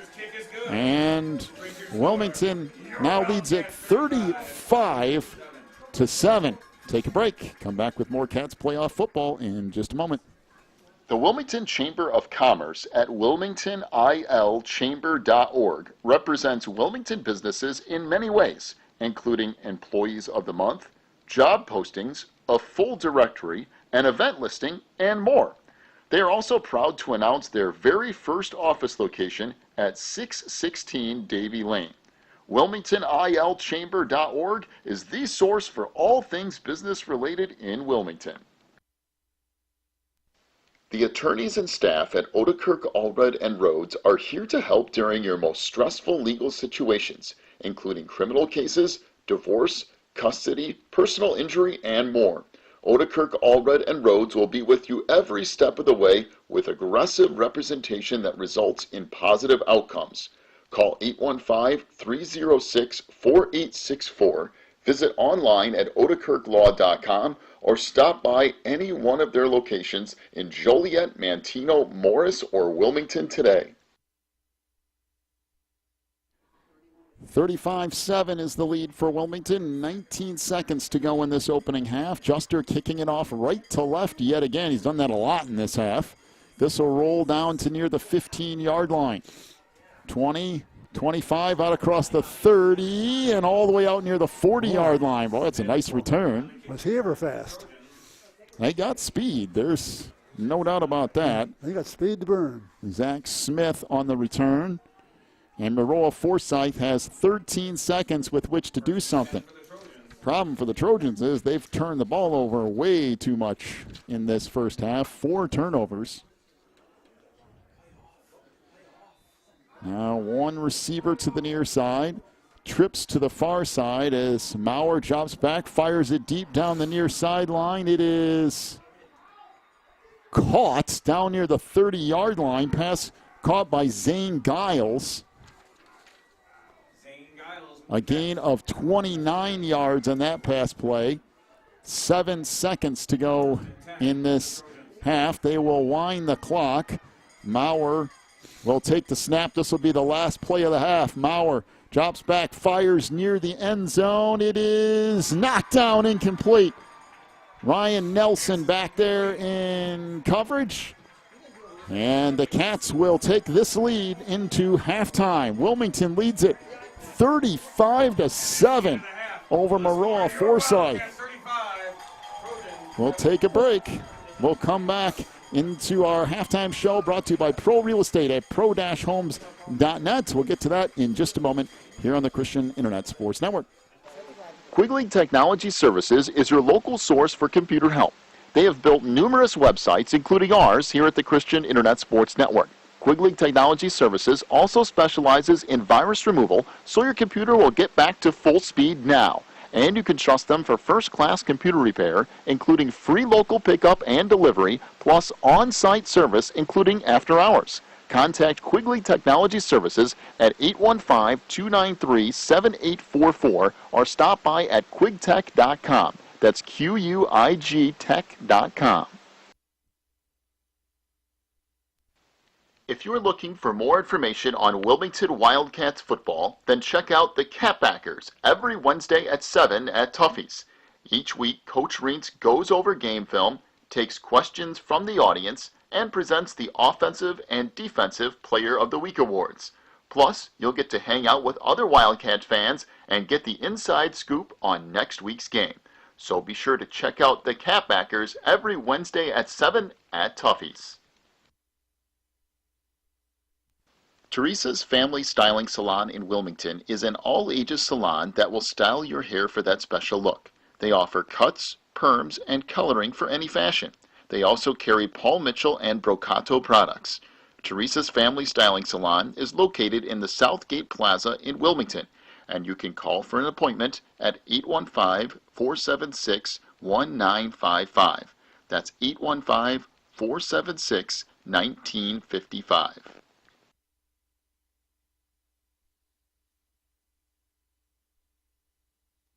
Pro Real Estate is a family-owned business established in 1983. Its staff and sales agents work in all areas of real estate sales, from first-time homebuyers to experienced investors. Located at 506 South Water Street in Wilmington, clients are welcome to stop by to discuss their real estate needs or visit our website at pro-homes.net. For a private consultation, contact us at 815-476-7916. Cats lead at 35-7 here at the half. Brought to you by Pro Real Estate at pro-homes.net and also at 815-476-7916. Now, this game started with Maroa-Forsyth jumping out to a 7-0 lead. Wilmington has since gone on a 35-0 run to make it 35-7 at the half. The Cats have capitalized off 4 Trojan turnovers in the first half, and they started the ball 2 or 3 times very deep in Trojan territory, and the Cats managed to put points on the board every single time, and Wilmington out to a 35-7 lead, and the Cats will also get the ball to start the second half, and what you really need if you're Wilmington is one of those patented 5, 6, 7-minute drives to start the third quarter, get another touchdown, and at that point it's going to be pretty rough from Maroa-Forsyth to come back. I mean, you saw, even at the end of the first half, the Trojans for sure have the ability to score and score quickly. I mean, yes. They moved the ball and almost got in the end zone on 19 seconds or whatever it was. Yeah, good defensive play kept them out of the end zone, or they'd have scored before the half. So yeah, you've got to be prepared to play them the whole game. Well, Maroa's going to have to go 2-minute offense the rest of the night. And just hope that they can get some turnovers and get points on the board, because that's a lot of points to make up in a very short amount of time, particularly when Wilmington is a ball control, run the clock kind of offense. There you go. There's not very many opportunities left out there. If Wilmington succeeds in running the ball controlled offense, you're going to put the fork in the meat. They're done. All right. Let's go to our first half stats. First off, for Maroa-Forsyth, rushing the football, Caden Maurer, 6 rushing attempts for 19 yards. That, of course, is including the negative yardage for sacks or whatever. I think the Cats did have 1 sack in that first half, I think. Andre Harden, 3 rushes for 11 yards. In the first half, Maroa-Forsyth, 9 rushing attempts for 30 yards. Through the air, Caden Maurer was 4 of 15 for 93 yards and 1 touchdown. Zane Giles had 1 reception for 29 yards. Zach Smith, 1 reception for 36 yards. And Braxton Mitchell had a couple of catches for 28 yards and a touchdown. You added up 123 yards of offense from Maroa-Forsyth in the first half. The problem is the turnovers. Yes. A couple of interceptions, a couple of fumbles, and those 4 turnovers were a huge difference in this game. And quite frankly, 2 of them were the Trojans doing it to themselves. Yeah, their own shooting themselves in the foot. The other 2 were the Cats picking off passes. But for Wilmington, offensively, Cade McCubbin, 2 rushing attempts for 4 yards and 1 touchdown. Ryan Kettman ran the ball 10 times for 82 yards and a touchdown in the first half. Get this stat line for Kyle Farrell. 19 rushing attempts, 127 yards and 3 touchdowns. It's pretty good, nice work, and that's half. Wow. That's wild. 31 rushing attempts, 218 yards, and 5 touchdowns in the first half for the Cats. And you look at it and you go, well, 218 to 123, that's not a huge discrepancy. The problem is Wilmington kept getting the ball deep in Maroa-Forsyth territory. And you stop and think, 2 of their receptions count for almost 3/4 of the yards. So the rest of the night they were pretty well shut out. All right, so the Cats outgain Maroa-Forsyth 218 to 123 in that first half. All right, we'll take ourselves another break. When we come back, we'll get to a full check of the IHSA football scoreboard brought to you by Odekirk Allred and Rhodes. I mean, There's only so many scores today because it's the semifinals, but we'll get to them and we'll talk about those here in just a minute. This is the halftime show brought to you by Pro Real Estate at pro-homes.net and also at 815-476-7916. Back with more in just a moment. Breezer Construction Company is a proud supporter of Wilmington Wildcats football on the Christian Internet Sports Network. For over 40 years, Breezer Construction Company has led the way in providing quality construction to the industrial, utility, and pipeline industries. For more information on Breezer Construction Company, go to breezerconstruction.com. That's breezerconstruction.com. Or call 815-521-0900. Warren's Collision Center is now at 860 Easy Street in Braidwood. They accept all insurance companies, and as always, customer service is their top priority. Contact Warren's Collision at 815-458-3300, stop by online at warrenscollision.com, or visit in person at 860 Easy Street in Braidwood. Warren's Collision Center is open from 8 a.m. to 5 p.m. Monday through Friday. Warren's Collision Center, where they care beyond the repair.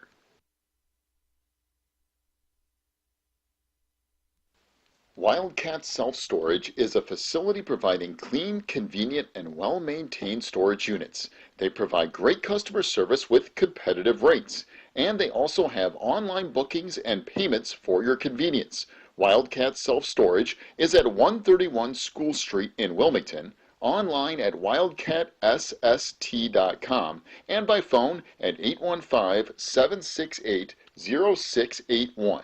Wildcat Self-Storage is proud to be locally owned.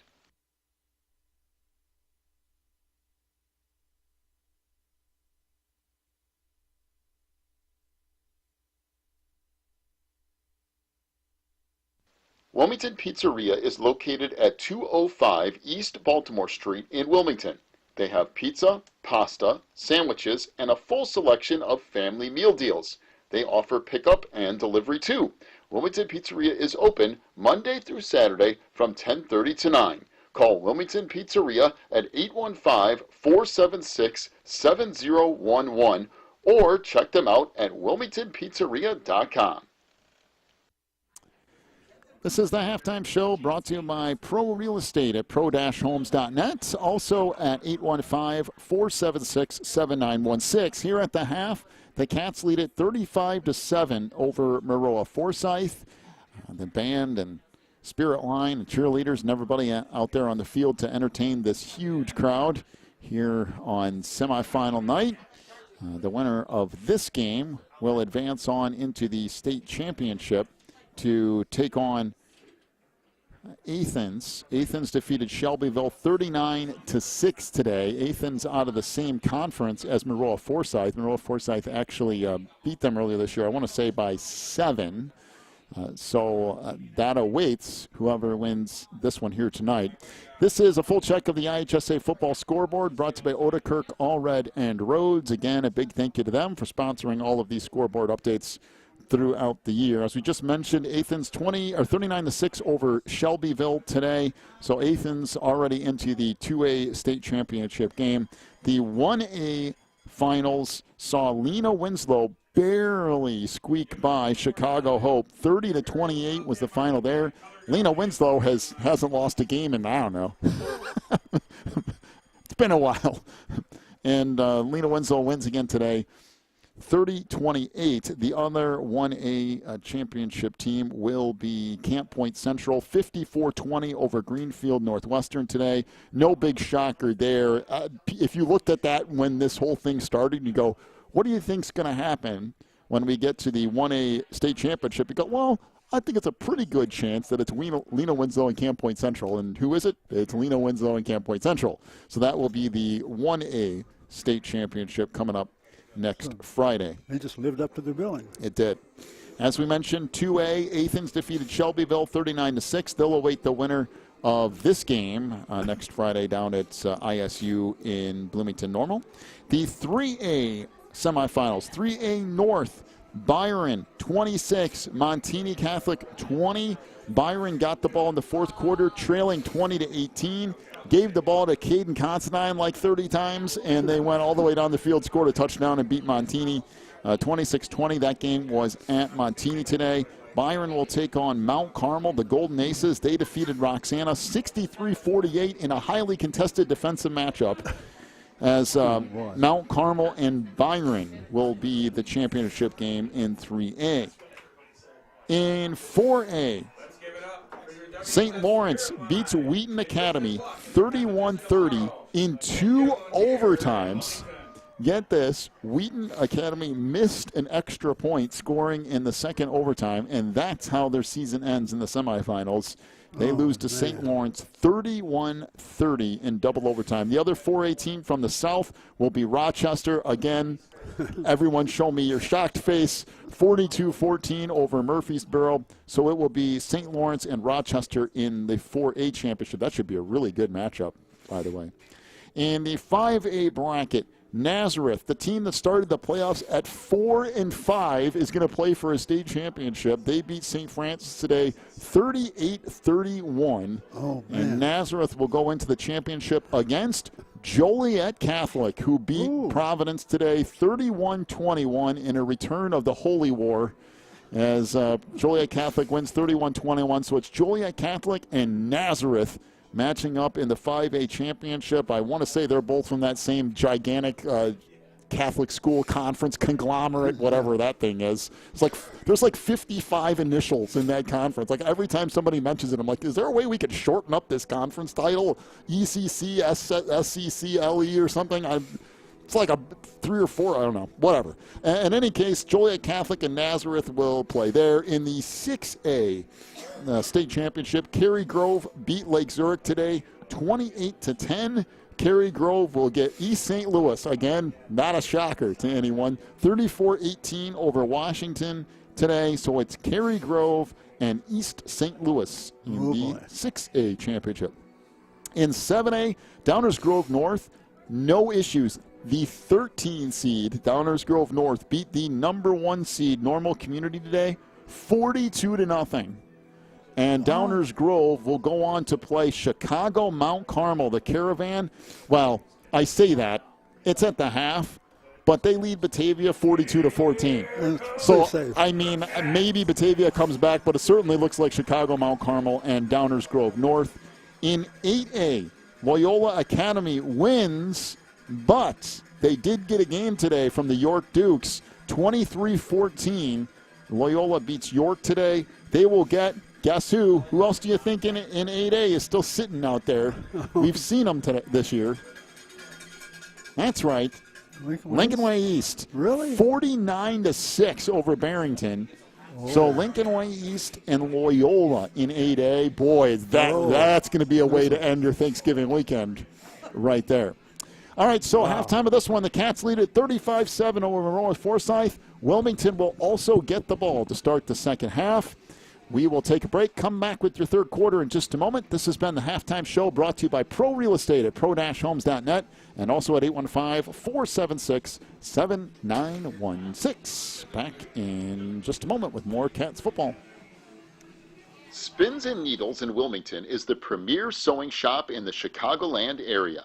They specialize in sewing machine repair, tune-ups, and cleaning. And Spins and Needles also has a full selection of sewing products to choose from, including fabric, quilting supplies, and wind spinners. Stop by Spins and Needles at 614 Davie Lane in Wilmington from 10 a.m. to 4 p.m. Tuesday through Saturday, or call 815-592-1183. Riverfront Lanes in Wilmington is the place for fun with family and friends. They have leagues and open bowling, along with all the extras, like bumpers for the kids and cosmic bowling. Riverfront Lanes is your party headquarters too. Whether it's a birthday, company outing, or fundraiser, they can take care of you. Visit riverfrontlanes.com for hours and more information, or stop by at 402 South Water Street in Wilmington. Eaton & Schultz Insurance Group in Wilmington has earned the title of being a trusted choice agency. That means they can offer competitive prices, a large range of products, and unequaled support. Whether it's home, car, or life insurance, Eaton and Schultz can take care of it. Eaton and Schultz is open Monday through Thursday 9 to 5 and Friday 9 to 4:30 at 382 West Baltimore Street in Wilmington, or 24 hours a day at eatonandschultz.net. Eaton and Schultz Insurance Group. People serving people. The Wilmington Chamber of Commerce at wilmingtonilchamber.org represents Wilmington businesses in many ways, including Employees of the Month, job postings, a full directory, an event listing, and more. They are also proud to announce their very first office location at 616 Davie Lane. WilmingtonILChamber.org is the source for all things business related in Wilmington. The attorneys and staff at Odekirk, Allred, and Rhodes are here to help during your most stressful legal situations, including criminal cases, divorce, custody, personal injury, and more. Odekirk, Allred, and Rhodes will be with you every step of the way with aggressive representation that results in positive outcomes. Call 815-306-4864, visit online at odekirklaw.com, or stop by any one of their locations in Joliet, Manteno, Morris, or Wilmington today. So the Cats will get set to return right to left as we start things back up here in the second half. So Maroa-Forsyth to kick off. Now they've already attempted an onside kick today and faked a punt. So see what they do here. And it's an onside kick. Maroa might have gotten it. It certainly looked like Wilmington was not even anywhere near initially getting the football, but that's a really weird onside kick, and the Cats do get it. I'm not really sure how, because it looked like Maroa had 2 or 3 guys there. Brendan Moran came up very late and got the football, but he came diving, sliding under him, and got the ball first. That looked like that should have easily been Maroa football. They had 4 guys right where the ball was, but give credit to Brendan Moran. And the Cats will have the ball 1st and 10 from their own 48. Wilmington very fortunate that go around to actually hang on to the football, and the Cats will have it 1st and 10 right from the 48 in the middle of the field, working right to left to start the third quarter. Cade McCubbin up under center will take the snap, pitches it back. This is Kettman across midfield down near the 49-yard line. So Ryan Kettman will get 3 yards and set up 2nd and 7 for the Cats. Picks up 3 yards on the play. 2nd down and 7 to go for the Cats. 11:40 and counting here in the third quarter. As we mentioned, Wilmington needs one of those patented time-consuming drives that chew up clock and yardage and get a score at the end of it. And you think you saw Wilmington use clock in the first half. Wait till you see what happens in this half. They're going to be in no hurry at all. So down to 10 seconds on that play clock. Wilmington will break the huddle. 2nd down and 7 from the 49 of Maroa. McCubbin under center, pitches it left side. This is Kettman again. Gets a good chunk of yardage all the way down near the 45-yard line. Will pick up 4 yards. Picks up 4 yards on the play. And Wilmington will face a 3rd down and 3 from there. It looks like Mason DeVore, 6'3", 255-pound senior on the stop from Maroa.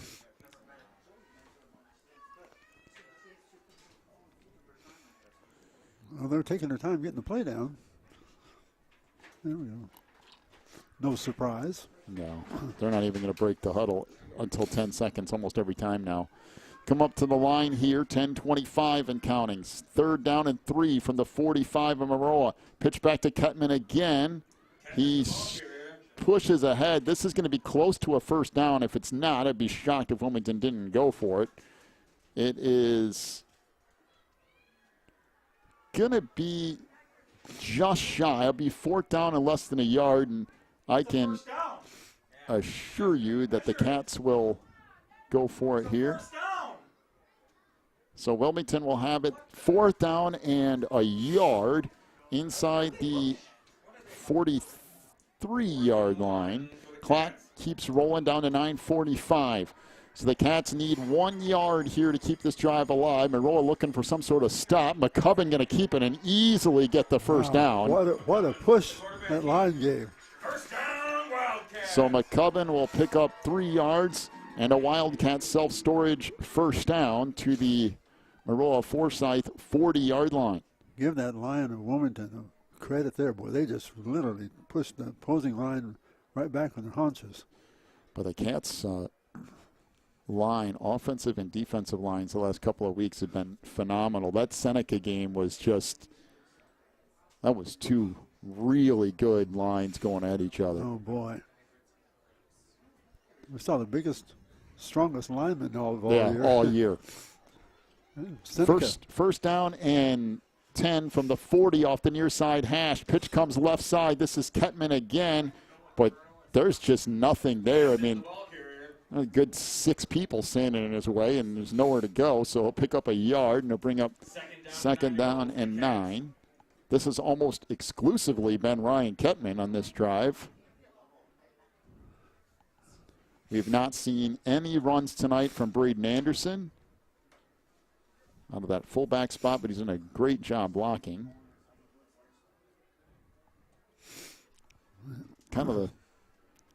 Been a few other nights this year where Braden's just done a phenomenal job, but hasn't gotten carries, and really as a fullback in this offense, you don't get a lot. So second down and 9 from the 39-yard line. Pitch comes to Farrell inside the 35. Farrell still going. And down to the 32-yard line before he's finally shoved backwards. That's going to be a gain of 8 more yards, and the Cats will face a third down and 1. The ball inside the 32-yard line of Maroa-Forsyth. Again, this is the kind of thing for Wilmington, exactly what you want. Go 3-4 downs every single time. Just keep getting first downs, and regardless of if you score or not, if you take off 6, 7, 8 minutes off this clock, it's a problem for the Trojans. Yeah, the Trojans are watching that clock just slip right on by them. By the way, Andy Dito back in there at center, so that's good to see. McCubbin up the middle, gets down to the 30-yard line, and that'll be a gain of about 2 yards and another Wildcat self-storage first down. And once again, the push of that line, including our center back in there. Nice job of paving the way. So I'll tell you what, their line is not small. Nope, they got some size, but if you don't face an offense like this, I mean, you might face an offense or two that runs this type of set, but exactly the way that Wilmington does it, it's hard to defend. A lot of people look at it and go, well, I don't understand. You know they're going to run it here, here, here, but it's not that simple. There's a lot of gaps and a lot of areas to go to. First and 10 from the 29 of the Trojans. Pitch comes back to Kettman again. Surges ahead inside the 25-yard line this time. Down to 6:40 and counting here in the third quarter. A gain of, we'll call it 4 yards. Second down and 6 for Wilmington. Ball down to the 25-yard line. Well, you just got a feeling from Maroa-Forsyth that you're just going, what are we going to do? But there's... Yeah, I mean... They're trying to figure something out, but... You know what Wilmington's going to do. You just got to stop it, but you can't.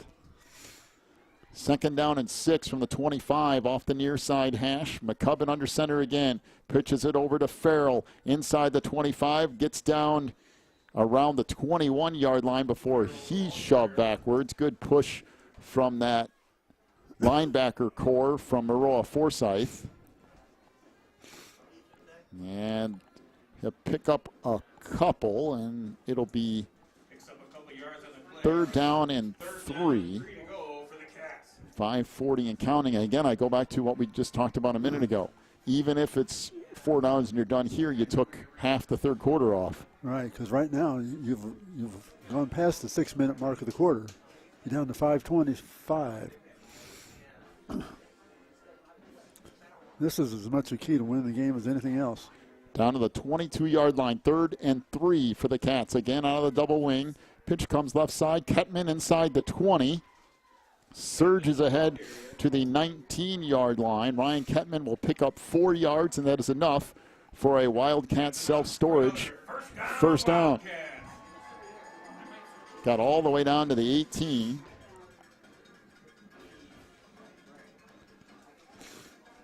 But you just kind of felt like that Seneca game, once that happened, it was like you just kind of felt that there was something going on, that the Cats were going to keep rolling. Well, we talked last week about that matchup. Whoever wins that's going to be almost State impossible champion. to stop. I mean, yeah. And I still hold to that. I really think that was the two key teams right there in But, Division 2. you know, you have to play the games. There's a lot of upsets that happen throughout the years. Pitch come back to Farrell inside the 15. Kyle gets all the way down to about the 12-yard line. He'll pick up a good 6 yards there on first down and be second down and 4 for Wilmington. The ball just outside the 12. Farrell's carried the ball only 3 times for 16 yards in the second half. Add that, of course, to his 127 before. Do you realize the Cats have run off 8 minutes of clock, and they've gone just shy of 40 yards? Yeah. Actually, right at 40 yards. 8 minutes to go 40 yards. Second down and 4. Pitch comes to Farrell again inside the 10. Bangs ahead down near the 9 before he's finally tripped up. He'll bring up What do you get? third down, I believe. A couple yards at a time? Looks like Kane Eigner, the 6'2", 209-pound defensive lineman from Maroa-Forsyth, made the stop, and to bring up third down and a yard for Wilmington.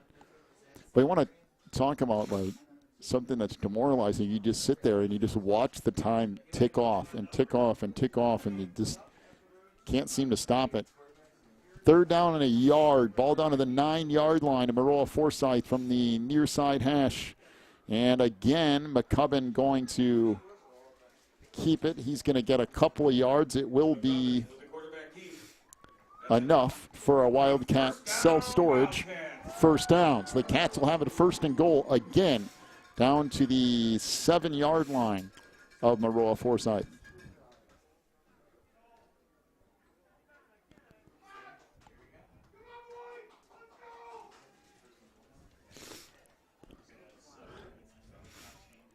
So the clock will continue to roll. First and goal from that 7-yard line. 2:30 and counting the third quarter. The Cats have taken off almost the entire third quarter on this drive. Again out of the double wing. Pitch comes back to Farrell inside the 5, and that's going to be about it. Pick up a couple of yards there. You know, if you're the Trojans, you think, we've made them earn every bit of it. We're winning. Then you look at, no, we're losing because we lost the clock. So Wilmington has kept the ball for close to 50 yards. They have burned 10 minutes off the third quarter clock. And by the time this drive ends, Maroa-Forsyth's first offensive possession of the second half might start in the fourth quarter. Isn't that crazy? That is crazy.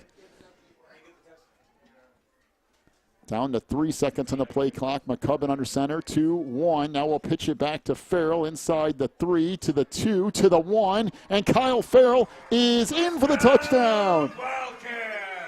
4-yard touchdown run for Farrell in this Wilmington offense. The Cats now lead it 41-7 with 1:28 to go in the third quarter. And I'll give them their due. They made Wilmington work for every inch of it. They did. Well, it's like I said, Maroa's defense after the first quarter got a lot better. Yeah. It's just they kept getting put in crazy situations. Now this drive was just Wilmington just owning the football. 1:28 to go in the third quarter. There has been one possession in this half. and the third quarter is almost over. So apparently there's some sort of discussion before we can actually play this extra point, which don't really know what all that's about. Are they trying to figure out if they can see the top of the goalpost or something? Like, I don't know what they're looking at back there. I have no idea. Here they go. It's odd. All right, well, in any case, Jake Castle will snap, McCubbin will hold, and Reed Juster to attempt the extra point here. And the kick is good. Wilmington now leads it 42-7 with 1:28 to go in this third quarter. We'll take a break. Back with more Cats playoff football in a moment. Quigley Technology Services is your local source for computer help. They have built numerous websites, including ours here at the Christian Internet Sports Network. Quigley Technology Services also specializes in virus removal, so your computer will get back to full speed now. And you can trust them for first-class computer repair, including free local pickup and delivery, plus on-site service, including after hours. Contact Quigley Technology Services at 815-293-7844 or stop by at quigtech.com. That's QUIG tech.com. If you're looking for more information on Wilmington Wildcats football, then check out the Catbackers every Wednesday at 7 at Tuffy's. Each week, Coach Reitz goes over game film, takes questions from the audience, and presents the Offensive and Defensive Player of the Week awards. Plus, you'll get to hang out with other Wildcat fans and get the inside scoop on next week's game. So be sure to check out the Catbackers every Wednesday at 7 at Tuffy's. So 1:28 to go here in the third quarter as the Cats lead at 42-7. There's Run down the play clock. For some reason, I think there's some noise coming from the play clock. So it appears that they want the play clock run down because it's making a noise at some point. Well, I'm not sure what that would. has that got a louder noise in the entire crowd? I don't know. Is it mimicking a snap count or something? I don't know why that would be I don't know. a problem.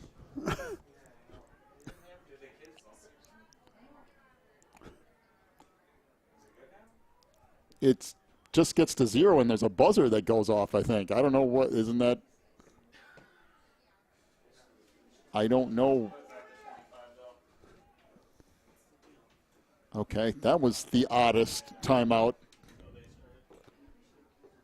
You ever seen that one before?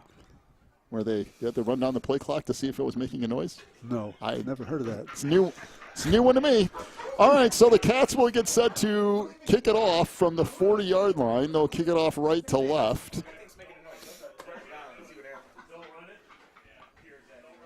So now they're not going to run the play clock, apparently because it makes a noise when it gets to 0, which that's a brand new one. That's a new one to me. What's going on now? I have never heard that one before.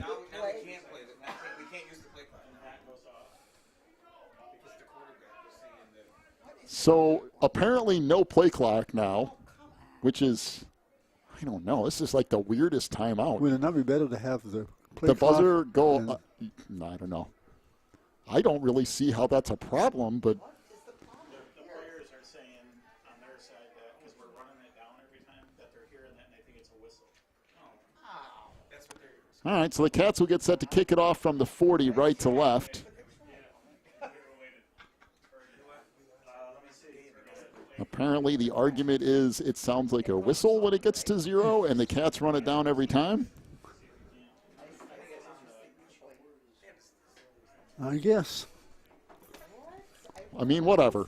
If that's what it takes, go ahead and turn the play clock off and let's keep going.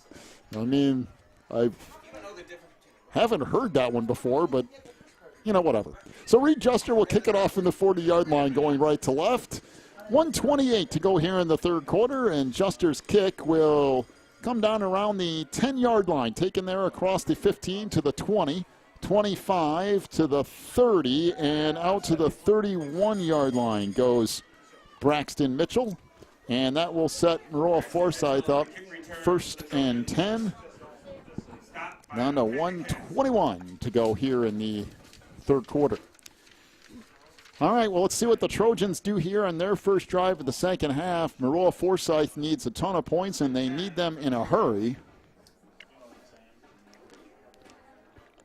The Cats right now will be glad to give up yards. So 2 receivers to the far side, 2 back to the near side. Out of the shotgun here is Caden Maurer. Rolls right side, pitches it off. And this will get out across the 35-yard line. There goes Andre Hardin. He'll pick up maybe 4 yards, bring up 2nd down and 6. As that run did go out of bounds, so the clock will stop there. Trips receivers to the far side. 1 back to the near, pistol formation this time for Maurer. As he'll drop back, pressure, now tries a screen pass over on the near side, and that gets dropped after a gain of 2. Andre Hardin on the reception. He'll pick up 2 yards, and it looks like there might be a roughing the passer penalty on Ryan Nelson. I mean, that's where the flag is, and it would appear that it would be roughing the passer, but we'll see. It is on Wilmington, so that will be, so you give 2 yards in the pass play to Andre Hardin, and it will be moved out to the, well, let's see where they actually end up here. It'll be in Wilmington territory. Down to the 48-yard line of the Wildcats. 1:08 to go in the third quarter. Trips receivers to the far side, 1 back to the near. Maurer out of the pistol formation here. In motion comes Hardin to the near side. Maurer drops back, swing pass to the other side, and that's not going to work. That's going to get dropped for a 4 or 5 yard loss. 3 or 4 Cats back there along Joey Allgood. Olin back there as well.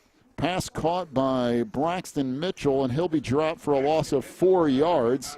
And it'll bring up 2nd down and 14 from the Maroa-Forsyth 48-yard line. Good job defensively by the Cats, covering that little screen pass right up. All right, again, trips receivers to the far side, 1 back to the near. 25 seconds to go in the third quarter. Hardin in motion to the near side. As Maurer fires a pass down the far sideline, that's caught down to the Wilmington 30-yard line. That will be enough for a first down, as I believe that's Castle out there in coverage. It looks like, is that Ryan, or I can't tell if it's 2 or 12. That might be Zach Smith on the reception. That'll be a gain of 21 yards for Maroa-Forsyth and a first down.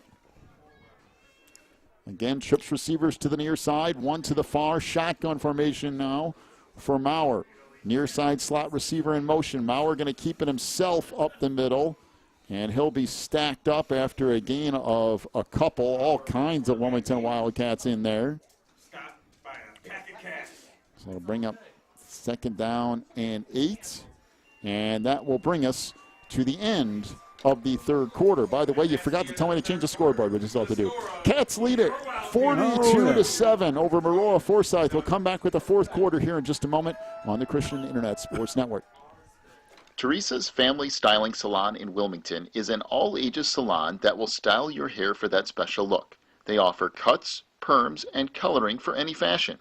They also carry Paul Mitchell and Brocato products. Teresa's Family Styling Salon is located in the Southgate Plaza in Wilmington, and you can call for an appointment at 815-476-1955. That's 815-476-1955.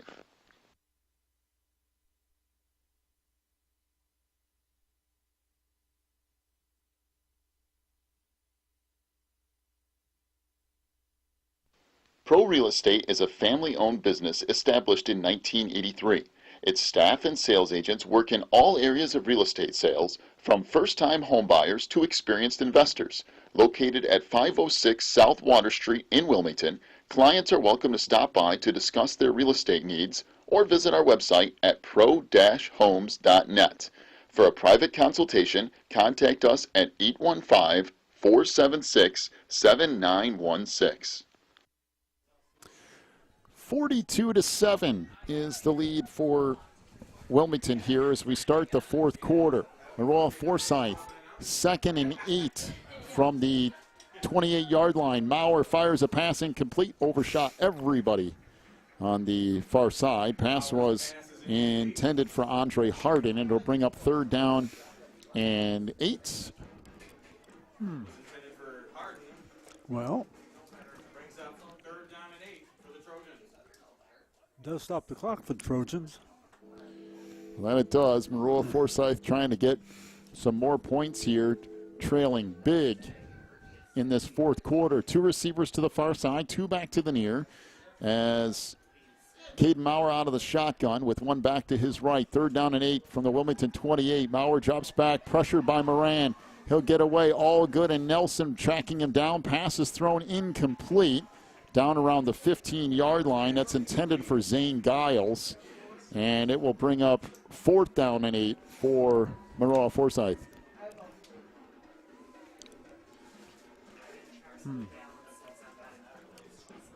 Well, if the Cats can come up with a stop here, they can take over the ball and maybe run a few more minutes off that clock. So we'll see what the Trojans do here. It's 4th down and 8 from the Wilmington 28-yard line. Put in the hands of Maurer, you got all kinds of things you can do. Let's see. 1 receiver to either side. Again, out of the shotgun is Maurer. In motion goes Mitch Williams to the far side. Maurer drops back, steps up in the pocket, fires it deep down the field. That is incomplete. And the Cats are going to turn Maroa-Forsyth over on downs. Maurer put that out there. That's great coverage by Kyle Farrell, by the way. Pass intended in the end zone for Mitch Williams. And Wilmington will take over 1st and 10 with 11:42 remaining. And the Cats leading 42-7. So again, for Wilmington, time-consuming drive. And this game will be over. That's right. So again, out of the double wing here, it looks like it might be Castle on, or is that, nope, that's still Farrell. Off the right side, Farrell across the 30 to near the 36-yard line. That's a good chunk of yardage. Picks up a big gain. That'll be a gain of 7 and bring up 2nd and 3 as now new quarterback comes in for the Cats. That will be Lucas Rink, the 6'1", 174-pound junior, as Rink will take over for McCubbin. Of course, his ankle was a little iffy coming into this, so you might as well rest him for the state championship. So Rink will get under center here. 11 minutes to go in this one, and running down clock. And pitch to Farrell again, out across the 40 to near the 43-yard line. Good chunk of yardage for Kyle Farrell. It's a gain of 5 yards and a Wildcat self-storage 1st down. Boy, the Cats have just really owned the line of scrimmage on the offensive side. Yes, that's the real difference in the game. So Jake Castle will come in and replace Kyle Farrell. Again, don't want to have anybody injured going into the state championship next week. So Farrell checks out. McCubbin's already out of the game, and now Rink up under center. 10:15 to go. Again, out of the double wing. Pitch comes right side. This is Castle trying to shove the pile forward out near the 44-yard line. So 10 minutes and counting.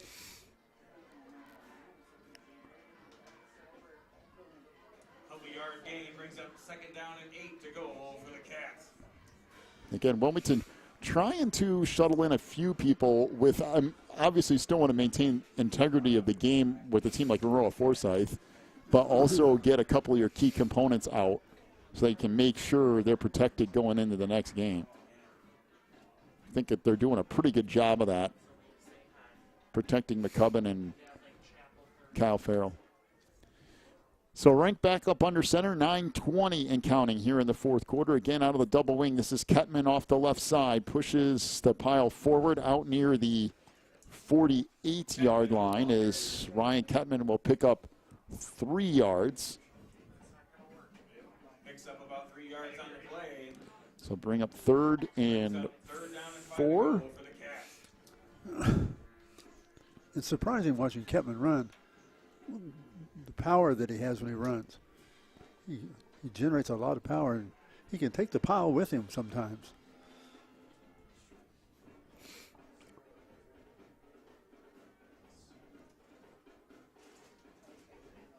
So third down and a long 4 from the Wilmington 48.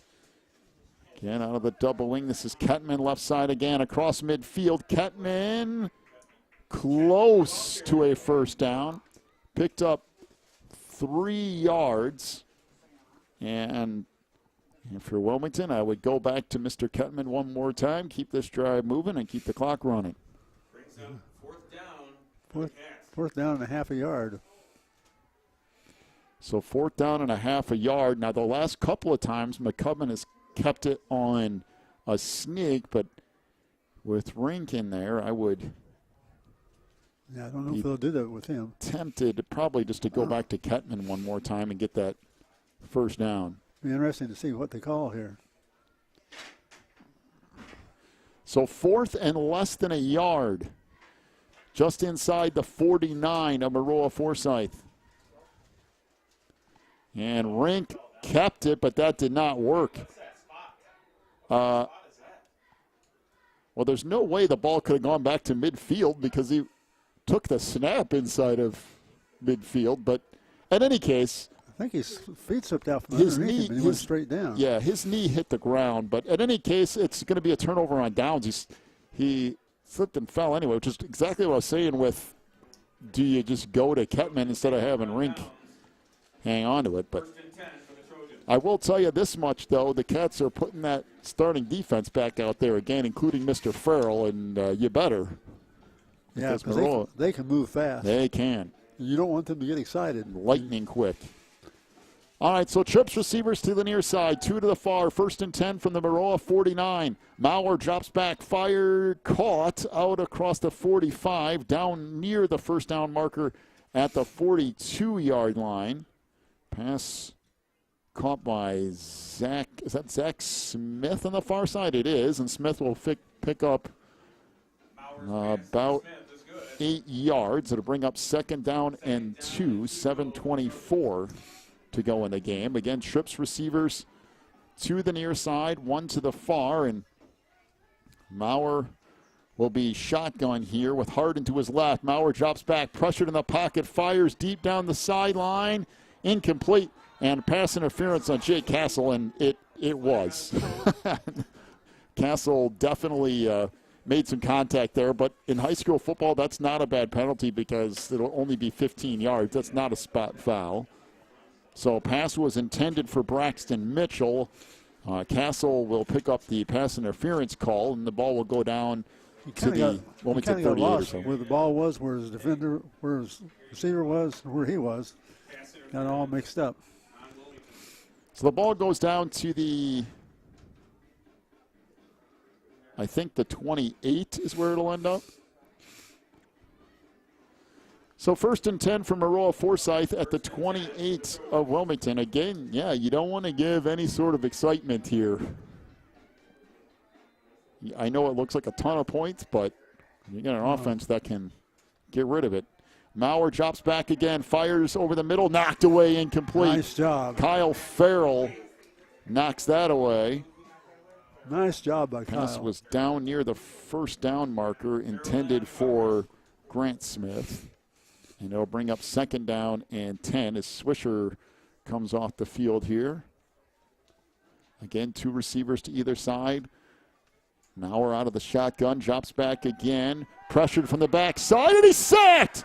Oland gets him from behind and drops him on a trip-up. Just got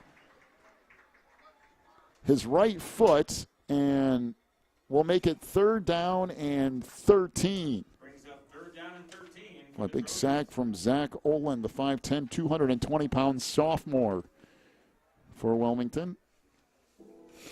So the clock rolls down to 6:40 in the 4th quarter. 2 receivers to the near side, 1 to the far. And there is an offside in the Cats. Mauer with a little bit of a hard count there. Will go from 3rd and 13 to 3rd and 8 after that offside call.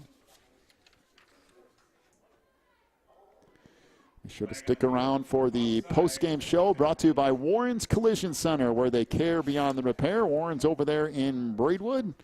Big thank you to them. We'll check our final stats.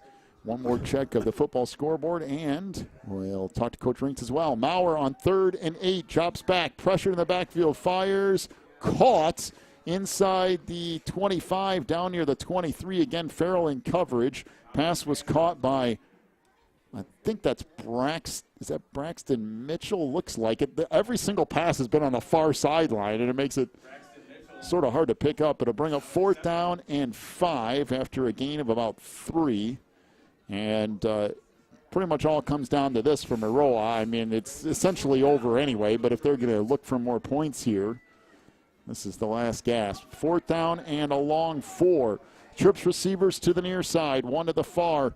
Out of the shotgun, Mauer drops back, fires far sideline, caught. Hunter O had pretty decent coverage out there. Looks like Zane Giles, but did they say he was... What happened here? Was he out of bounds? Did they blow the play dead? Is there a flag? I think there's a flag in the near side. There is. So a false start on Maroa-Forsyth. Well, that was weird. No one really knew that until the pass was already completed, but that was really crazy. So 4th and 4 to 4th and 9. Actually, a really nice pass play from Mauer. Yeah, if Mauer's got to time, Giles. he can pick you apart. You got to make sure he doesn't get the time. 2 receivers to the far side, 1 to the near far side hash. 4th and 9. Receiver comes in motion to the near side. That's Mitchell. Now Mauer drops back, fires down the near sideline. That is knocked away, incomplete. Pass intended for Mitch Williams. And it will go over on downs back to Wilmington. Boy, that Wilmington defensive backs tonight have done a phenomenal job. Yes, they have. This guy can put him with his receivers. They've still given him very good coverage. Reed Juster was out there and knocked it away. Now the Cats will have a 1st down, 1st and 10, 5:26 to go in the game. And again, Wilmington has rotated out Kyle Farrell and Cade McCubbin, Lucas Rink in there at quarterback, but Kettman still in along with Castle at those wingback spots. 1st and 10 from the 28. Believe this is Castle, and he'll get wrapped up after, was that a gain of 2, maybe 3. Now Sean James will check in, the 5'6", 143-pound junior. James will replace Ryan Kettman. And also into the lineup comes Joe Van Dyne. He will replace Braden Anderson, the fullback tonight. Boy, what a job he did blocking with that offensive line. Braden will check out, and it will bring up 2nd and 7 for the Cats. 4:45 to go in the game. So Rink will pitch it back again off that right side.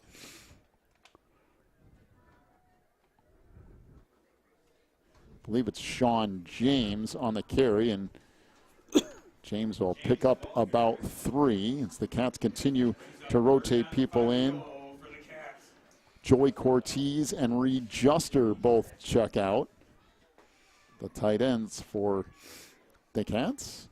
Brendan Moran has been out for a while as the 3rd tight end. Down to 4 minutes and counting. Wilmington going to head back to the state championship yet again on Friday.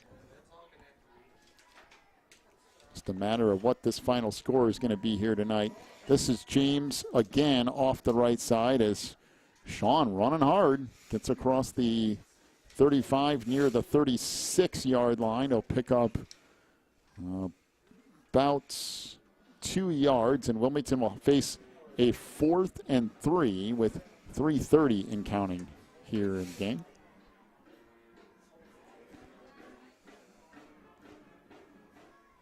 Should be, if we punt, this will be a first punt, won't it?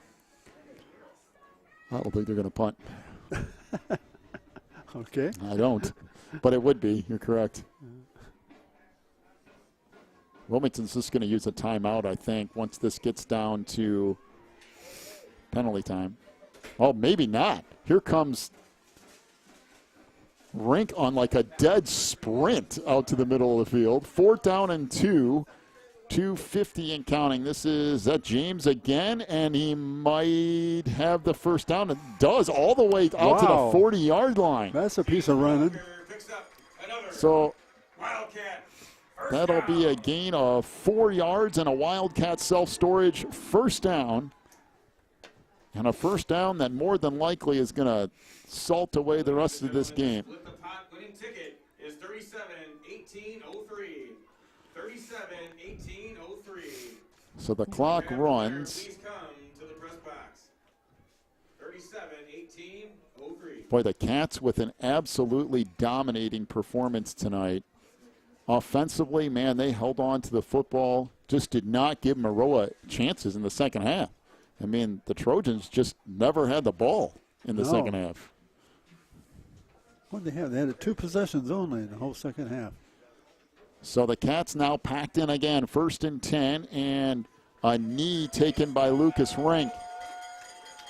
So the clock will run down. Wilmington is going to beat Maroa-Forsyth. The Cats are going to advance to the 2A state championship game next Friday right here on the Christian Internet Sports Network. What a season it's been for Wilmington, and it will continue one more week as the Cats will head back to the state championship. They got to take a couple more knees here, but that will do it.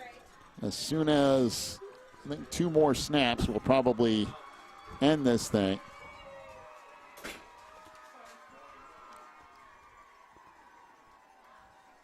So there goes the state-bound sign carried by a bunch of students here.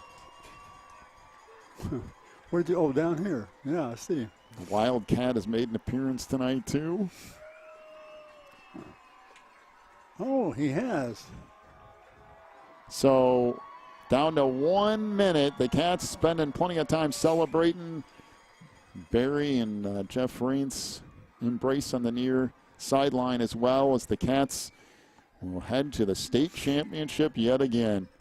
Behind a dominating performance from Wilmington tonight. Forced turnovers, controlled the line of scrimmage. And Rink will take a snap, and that'll be it. We'll count down the clock, and Wilmington beats Maroa-Forsyth 42-7. And the Cats will advance to the 2A state championship to take on Athens next Friday. Congratulations to the Cats as they'll be headed down to Illinois State here next Friday. And welcome into the postgame show brought to you by Warren's Collision Center, where they care beyond repair over there in Braidwood. We will recap this one, look at all of your final stat totals for tonight, and talk to the head coach of the Wildcats, Mr. Jeff Reitz, as well. We'll do all that and more in just a moment. The Cats win it 42-7. Back with more in just a minute. Breezer Construction Company is a proud supporter of Wilmington Wildcats football on the Christian Internet Sports Network. For over 40 years, Breezer Construction Company has led the way in providing quality construction to the industrial, utility, and pipeline industries. For more information on Breezer Construction Company, go to breezerconstruction.com. That's breezerconstruction.com. Or call 815-521-0900. Warren's Collision Center is now at 860 Easy Street in Braidwood. They accept all insurance companies, and as always, customer service is their top priority. Contact Warren's Collision at 815-458-3300, stop by online at warrenscollision.com, or visit in person at 860 Easy Street in Braidwood. Warren's Collision Center is open from 8 a.m. to 5 p.m. Monday through Friday. Warren's Collision Center, where they care beyond the repair. Wildcat Self-Storage is a facility providing clean, convenient, and well-maintained storage units. They provide great customer service with competitive rates, and they also have online bookings and payments for your convenience. Wildcat Self-Storage is at 131 School Street in Wilmington, online at wildcatsst.com, and by phone at 815-768-0681. Wildcat Self-Storage is proud to be locally owned. Wilmington Pizzeria is located at 205 East Baltimore Street in Wilmington. They have pizza, pasta, sandwiches, and a full selection of family meal deals. They offer pickup and delivery too. Wilmington Pizzeria is open Monday through Saturday from 10:30 to 9. Call Wilmington Pizzeria at 815-476-7011 or check them out at wilmingtonpizzeria.com. Spins and Needles in Wilmington is the premier sewing shop in the Chicagoland area. They specialize in sewing machine repair, tune-ups, and cleaning. And Spins and Needles also has a full selection of sewing products to choose from, including fabric, quilting supplies, and wind spinners. Stop by Spins and Needles at 614 Davie Lane in Wilmington from 10 a.m. to 4 p.m. Tuesday through Saturday, or call 815-592-1183. Cats win it tonight 42-7 over Maroa-Forsyth. Wilmington forced 4 turnovers, got the ball deep in Trojan territory multiple times, ended up scoring repeatedly, and then just held on to the ball in the second half and churned out a ton of yardage in the, not only a ton of yardage, but really used up a bunch of clock in the third quarter. And the Cats used up 10 minutes off the third quarter clock in that drive, and it went from 35-7 to 42-7. And then the Cats close things out tonight, and they will advance to the 2A state championship game, which will be at 1 o'clock next Friday down there in at ISU. And the Cats will take on a team that is from this same conference as Maroa-Forsyth. Matter of fact, the Trojans beat them earlier this year. That would be Athens. The Cats will get them next week. So Wilmington wins it 42-7. The Cats again in true Wilmington fashion just hung on to the football and rushed it some more. And Wilmington wins it 42-7. We'll take another timeout. We'll come back, have one check of the IHSA football scoreboard brought to you by Odekirk, Allred, and Rhodes. We'll get your final totals and talk to Coach Reitz as well. We'll do that in just a moment here on the Christian Internet Sports Network. Riverfront Lanes in Wilmington is the place for fun with family and friends. They have leagues and open bowling along with all the extras like bumpers for the kids and cosmic bowling. Riverfront Lanes is your party headquarters too. Whether it's a birthday, company outing, or fundraiser, they can take care of you. Visit riverfrontlanes.com for hours and more information, or stop by at 402 South Water Street in Wilmington. Eaton & Schultz Insurance Group in Wilmington has earned the title of being a trusted choice agency. That means they can offer competitive prices, a large range of products, and unequaled support. Whether it's home, car, or life insurance, Eaton & Schultz can take care of it. Eaton & Schultz is open Monday through Thursday 9 to 5 and Friday 9 to 4:30 at 382 West Baltimore Street in Wilmington, or 24 hours a day at eatonandschultz.net. Eaton & Schultz Insurance Group, people serving people. The Wilmington Chamber of Commerce at wilmingtonilchamber.org represents Wilmington businesses in many ways, including Employees of the Month, job postings, a full directory, an event listing, and more. They are also proud to announce their very first office location at 616 Davie Lane. WilmingtonILChamber.org is the source for all things business related in Wilmington. The attorneys and staff at Odekirk, Allred & Rhodes are here to help during your most stressful legal situations, including criminal cases, divorce, custody, personal injury, and more. Odekirk, Allred & Rhodes will be with you every step of the way with aggressive representation that results in positive outcomes. Call 815-306-4864, visit online at odekirklaw.com, or stop by any one of their locations in Joliet, Manteno, Morris, or Wilmington today. Back here on the postgame show, brought to you by Warren's Collision Center, where they care beyond the repair. 815-458-3300. People are wound up, I'll tell you that much. Remember, everyone's in a joyous mood, I guess, as the Cats will advance to the state championship game. Wilmington 42-7 over Maroa-Forsyth. Final stat totals here for the Trojans. Rushing the football, Caden Maurer, 8 rushing attempts for 18 yards.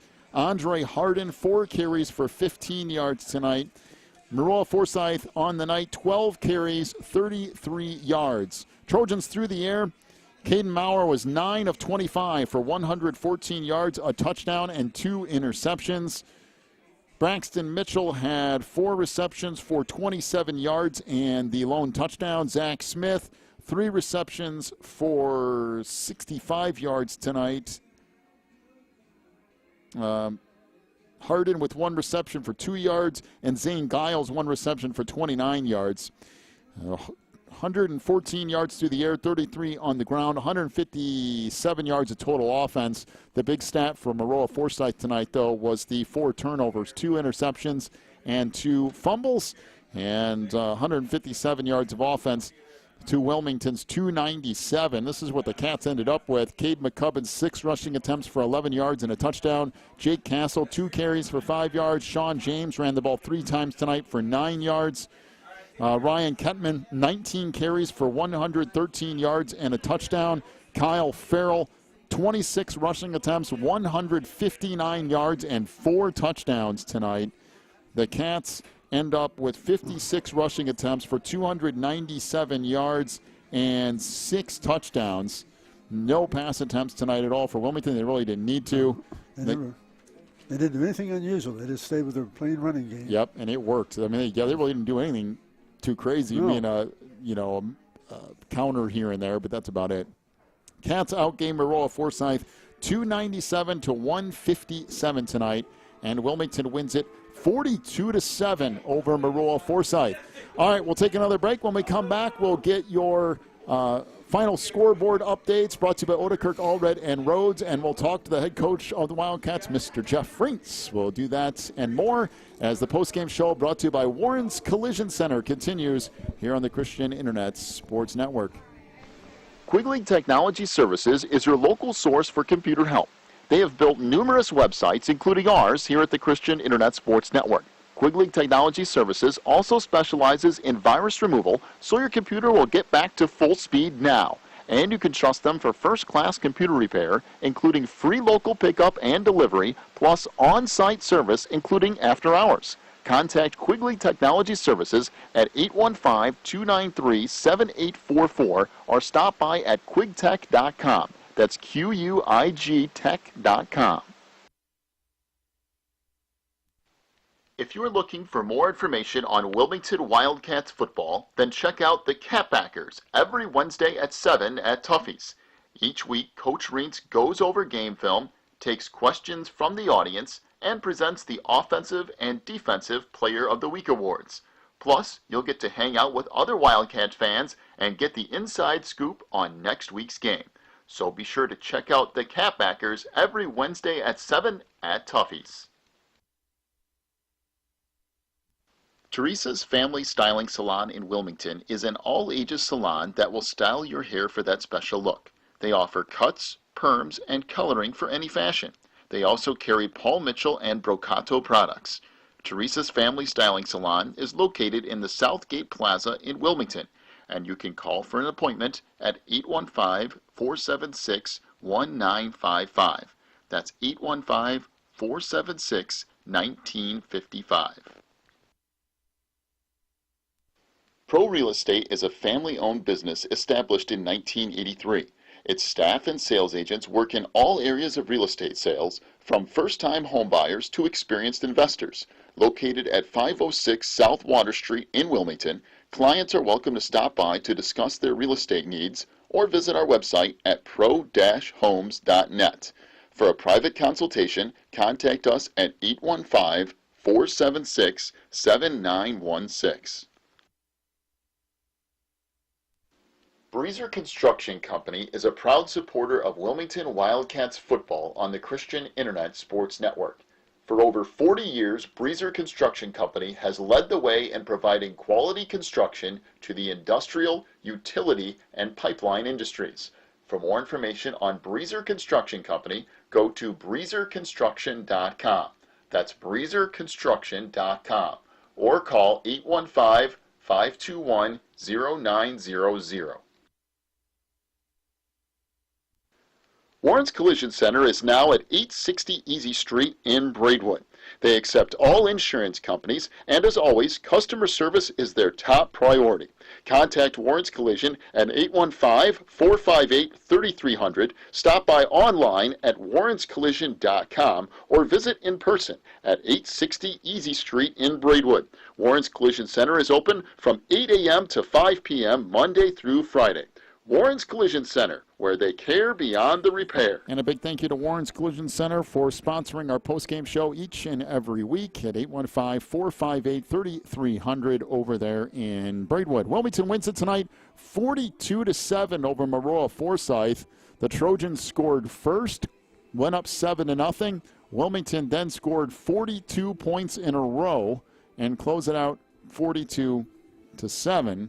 And the Cats will advance to the 2A state championship game next Friday at 1 o'clock. I got a suggestion. What's that? Let's not start off the next game like we have the last two. Our opposing Might be a decent suggestion. They scored in about 10 seconds or less. Well, the Cats will play Athens. The Warriors defeated Shelbyville today 39-6. Wow.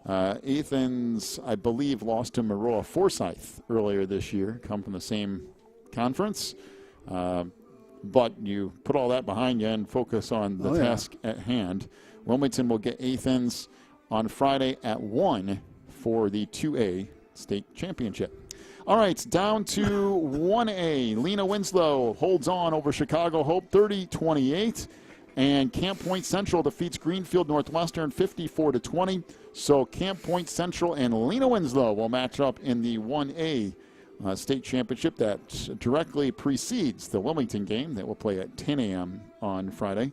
3A will be Byron, who won 26-20 over Montini today, and the Mount Carmel Golden Aces, who defeated Roxana 63-48. So Byron and Mount Carmel will match up at 4 o'clock on Friday.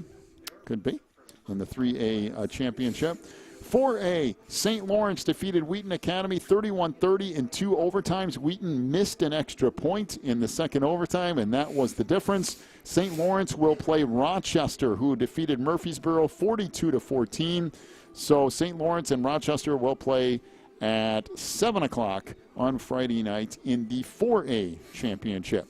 All right, over to 5A. Nazareth Academy started the year, or had the season going at 4-5. Nazareth ends up defeating St. Francis today 38-31. So a team that entered the playoffs with a losing record, although against really good competition.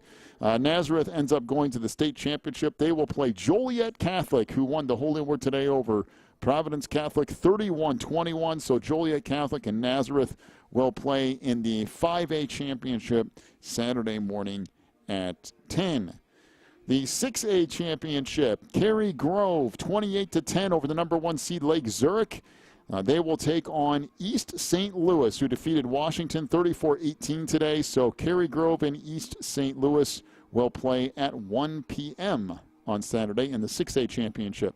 In the 7A title game, Downers Grove North blew out Normal Community 42-0 today. So Downers Grove North will take on Chicago Mount Carmel. The Caravan 57-26 leaders over Batavia in the fourth quarter. We're just going to declare that thing over and say that Chicago Mount Carmel and Downers Grove North will meet in the 7A championship at 4 o'clock on Saturday. And then in the 8A game, Loyola beats York today, but a closer game, 23-14. Lincoln Way East blows out Barrington 49-6. So Loyola and Lincoln Way East for the 8A championship Saturday night at 7. And what a way to close out the weekend from the IHSA state championships, because that's going to be a good one. Loyola and Lincoln Way East. Yeah, we saw Lincoln Way East play against Manuka. And we thought, well, Manuka was maybe a little weak. No, maybe they were just good. That they were. And Lincoln Way East will take on Loyola. Coach Reitz will be on his way up here momentarily. I believe he is done with all of his interviews and stuff down there, so he'll be headed up here. And we'll talk to him before we wrap things up here on the postgame show. Again, a big thank you to Warren's Collision Center over in Braidwood, where they care beyond repair. 815-458-3300. As the Cats will take on Athens next week at 1 o'clock on Friday in the IHSA Class 2A state championship. Again, the Cats trailed early in this game, but ever since the midway point of the first quarter, things went exactly the way Wilmington had envisioned. And Coach Jeff Reitz joining us here on the postgame show. And Coach, you saw real early why Maroa-Forsyth was here when they went straight down the field after going for it on 4th and 12 on the fake punt. But then your team puts together 42 straight points behind 4 big turnovers.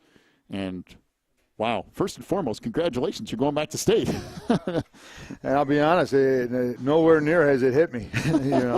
I'm just so proud of our kids and our program. We played a great Maroa-Forsyth team, and no doubt about it, we were on the right end of a lot of turnovers, and so the score is what it is. But happy for our seniors particularly that got to play their last game on this field, and just overall happy for the program. To everybody that came out tonight, thank you so much. There's a lot of people here tonight now. Yeah, there was. There's a lot of people here. And so, but kids did well. They did the game plan well. They had confidence early. And so, that's what we, the kids actually, I think they got confidence early, and I thought that was big. Mm-hmm. Defensively, I thought our defensive backs did a really good job. I thought they manned up and did well. And then also with D-line wise, I mean, they had to go all night long. And then I thought, I'm going to miss somebody. Everybody tonight was a great, good team effort. And that's why we've been fortunate to have the success we've had. When you talk defensive backs, that's not an easy task tonight, because you got to keep track of not only your receiver, but then make sure that 22 isn't running around. Great athlete, for a touchdown. How about that? He's a great athlete. He's quick, man. He is, and that was a great challenge for us to go at to defend those guys. And a lot of credit goes to Chad Farrell. Chad helped me out a ton defensively this week. Drew Tyler and all of our staff just did a great job of getting the kids where they're supposed to be and giving our kids confidence in what they were doing. So, I thought overall it was good.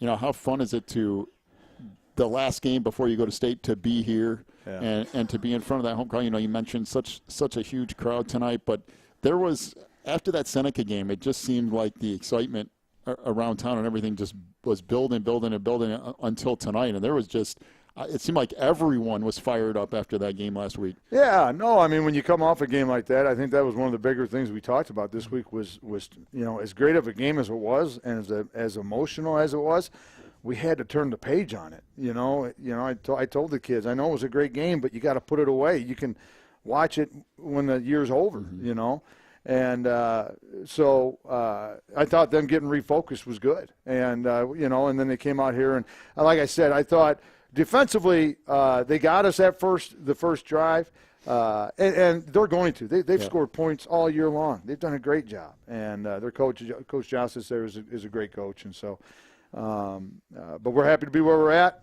We got one more week to go, and we'll get going on Athens here soon. But we'll obviously celebrate tonight with the big win and going to state. Well, and then you've done this before, which is kind of the benefit of being here and working out this week. But what does that look like between now and Friday? I mean, you have Thanksgiving's obviously in there, and the timeline's different with a Saturday night game instead of a Friday night game. Right. So what does that look like? So, I mean, first off, it's a lot going on. Brian Goff, our athletic director, will be doing a lot of work, getting us ready, getting us where we're supposed to be. You get all the information from the IHSA and what they're doing, and so you're working with them more than anything. But yeah, for both of us, for both us and Athens, it's a slower or it's a faster week because here we're coming off Saturdays, and so we'll see how that goes. But the bigger thing is probably tomorrow morning. Is you got to come up, you got to be rocking and rolling tomorrow morning and being ready to roll. All right, Coach. Well, congratulations. You're going to state yet again, and we'll be down there with you. All right, guys. Let's see what we can do. I appreciate it. Thanks, guys. All right, so Coach Jeff Reitz joining us here on the postgame show, brought to you by Warren's Collision Center, where they care beyond the repair at 815-458-3300. Wilmington back to the 2A state championship game on Friday at 1 o'clock against Athens, and we will be there as well, pending, anything crazy going on, but our plan is to be there, and we've been there for every state championship, so we're going to try to set things up with the IHSA ourselves. Never been to broadcast at ISU. We've been to Northern. We've been to the University of Illinois a time or two, but this will be the first trip down to ISU. Be sure to check in not only on our page, but the Catbacker page as well, as you'll get more details as the week goes along. But wow. Well, what can you say? That's a dominant performance from Wilmington tonight. Fantastic. Everybody, like you said, everybody on the team contributed. Nobody took this night off. They really played their hearts out. They left it all on the field. Now they got to get ready for state. So the Cats win it 42-7. We'll see you at the state championship game. Boy, we've got to say that a few times, and we'll get to do it again. State championship Friday. Wilmington will be there. We will as well. And the game will get kicked off at 1 o'clock. We hope you enjoyed all the coverage tonight. Big thank you to everyone hopping on, not only our network feed, but also on the school district YouTube page. I know there's a lot of people on there as well. Just big thank you to everyone, not only at the school, but joining us on either one of those feeds as well. We really appreciate it. And to all of our sponsors, too. Couldn't do this without them. Cats win it tonight. We'll see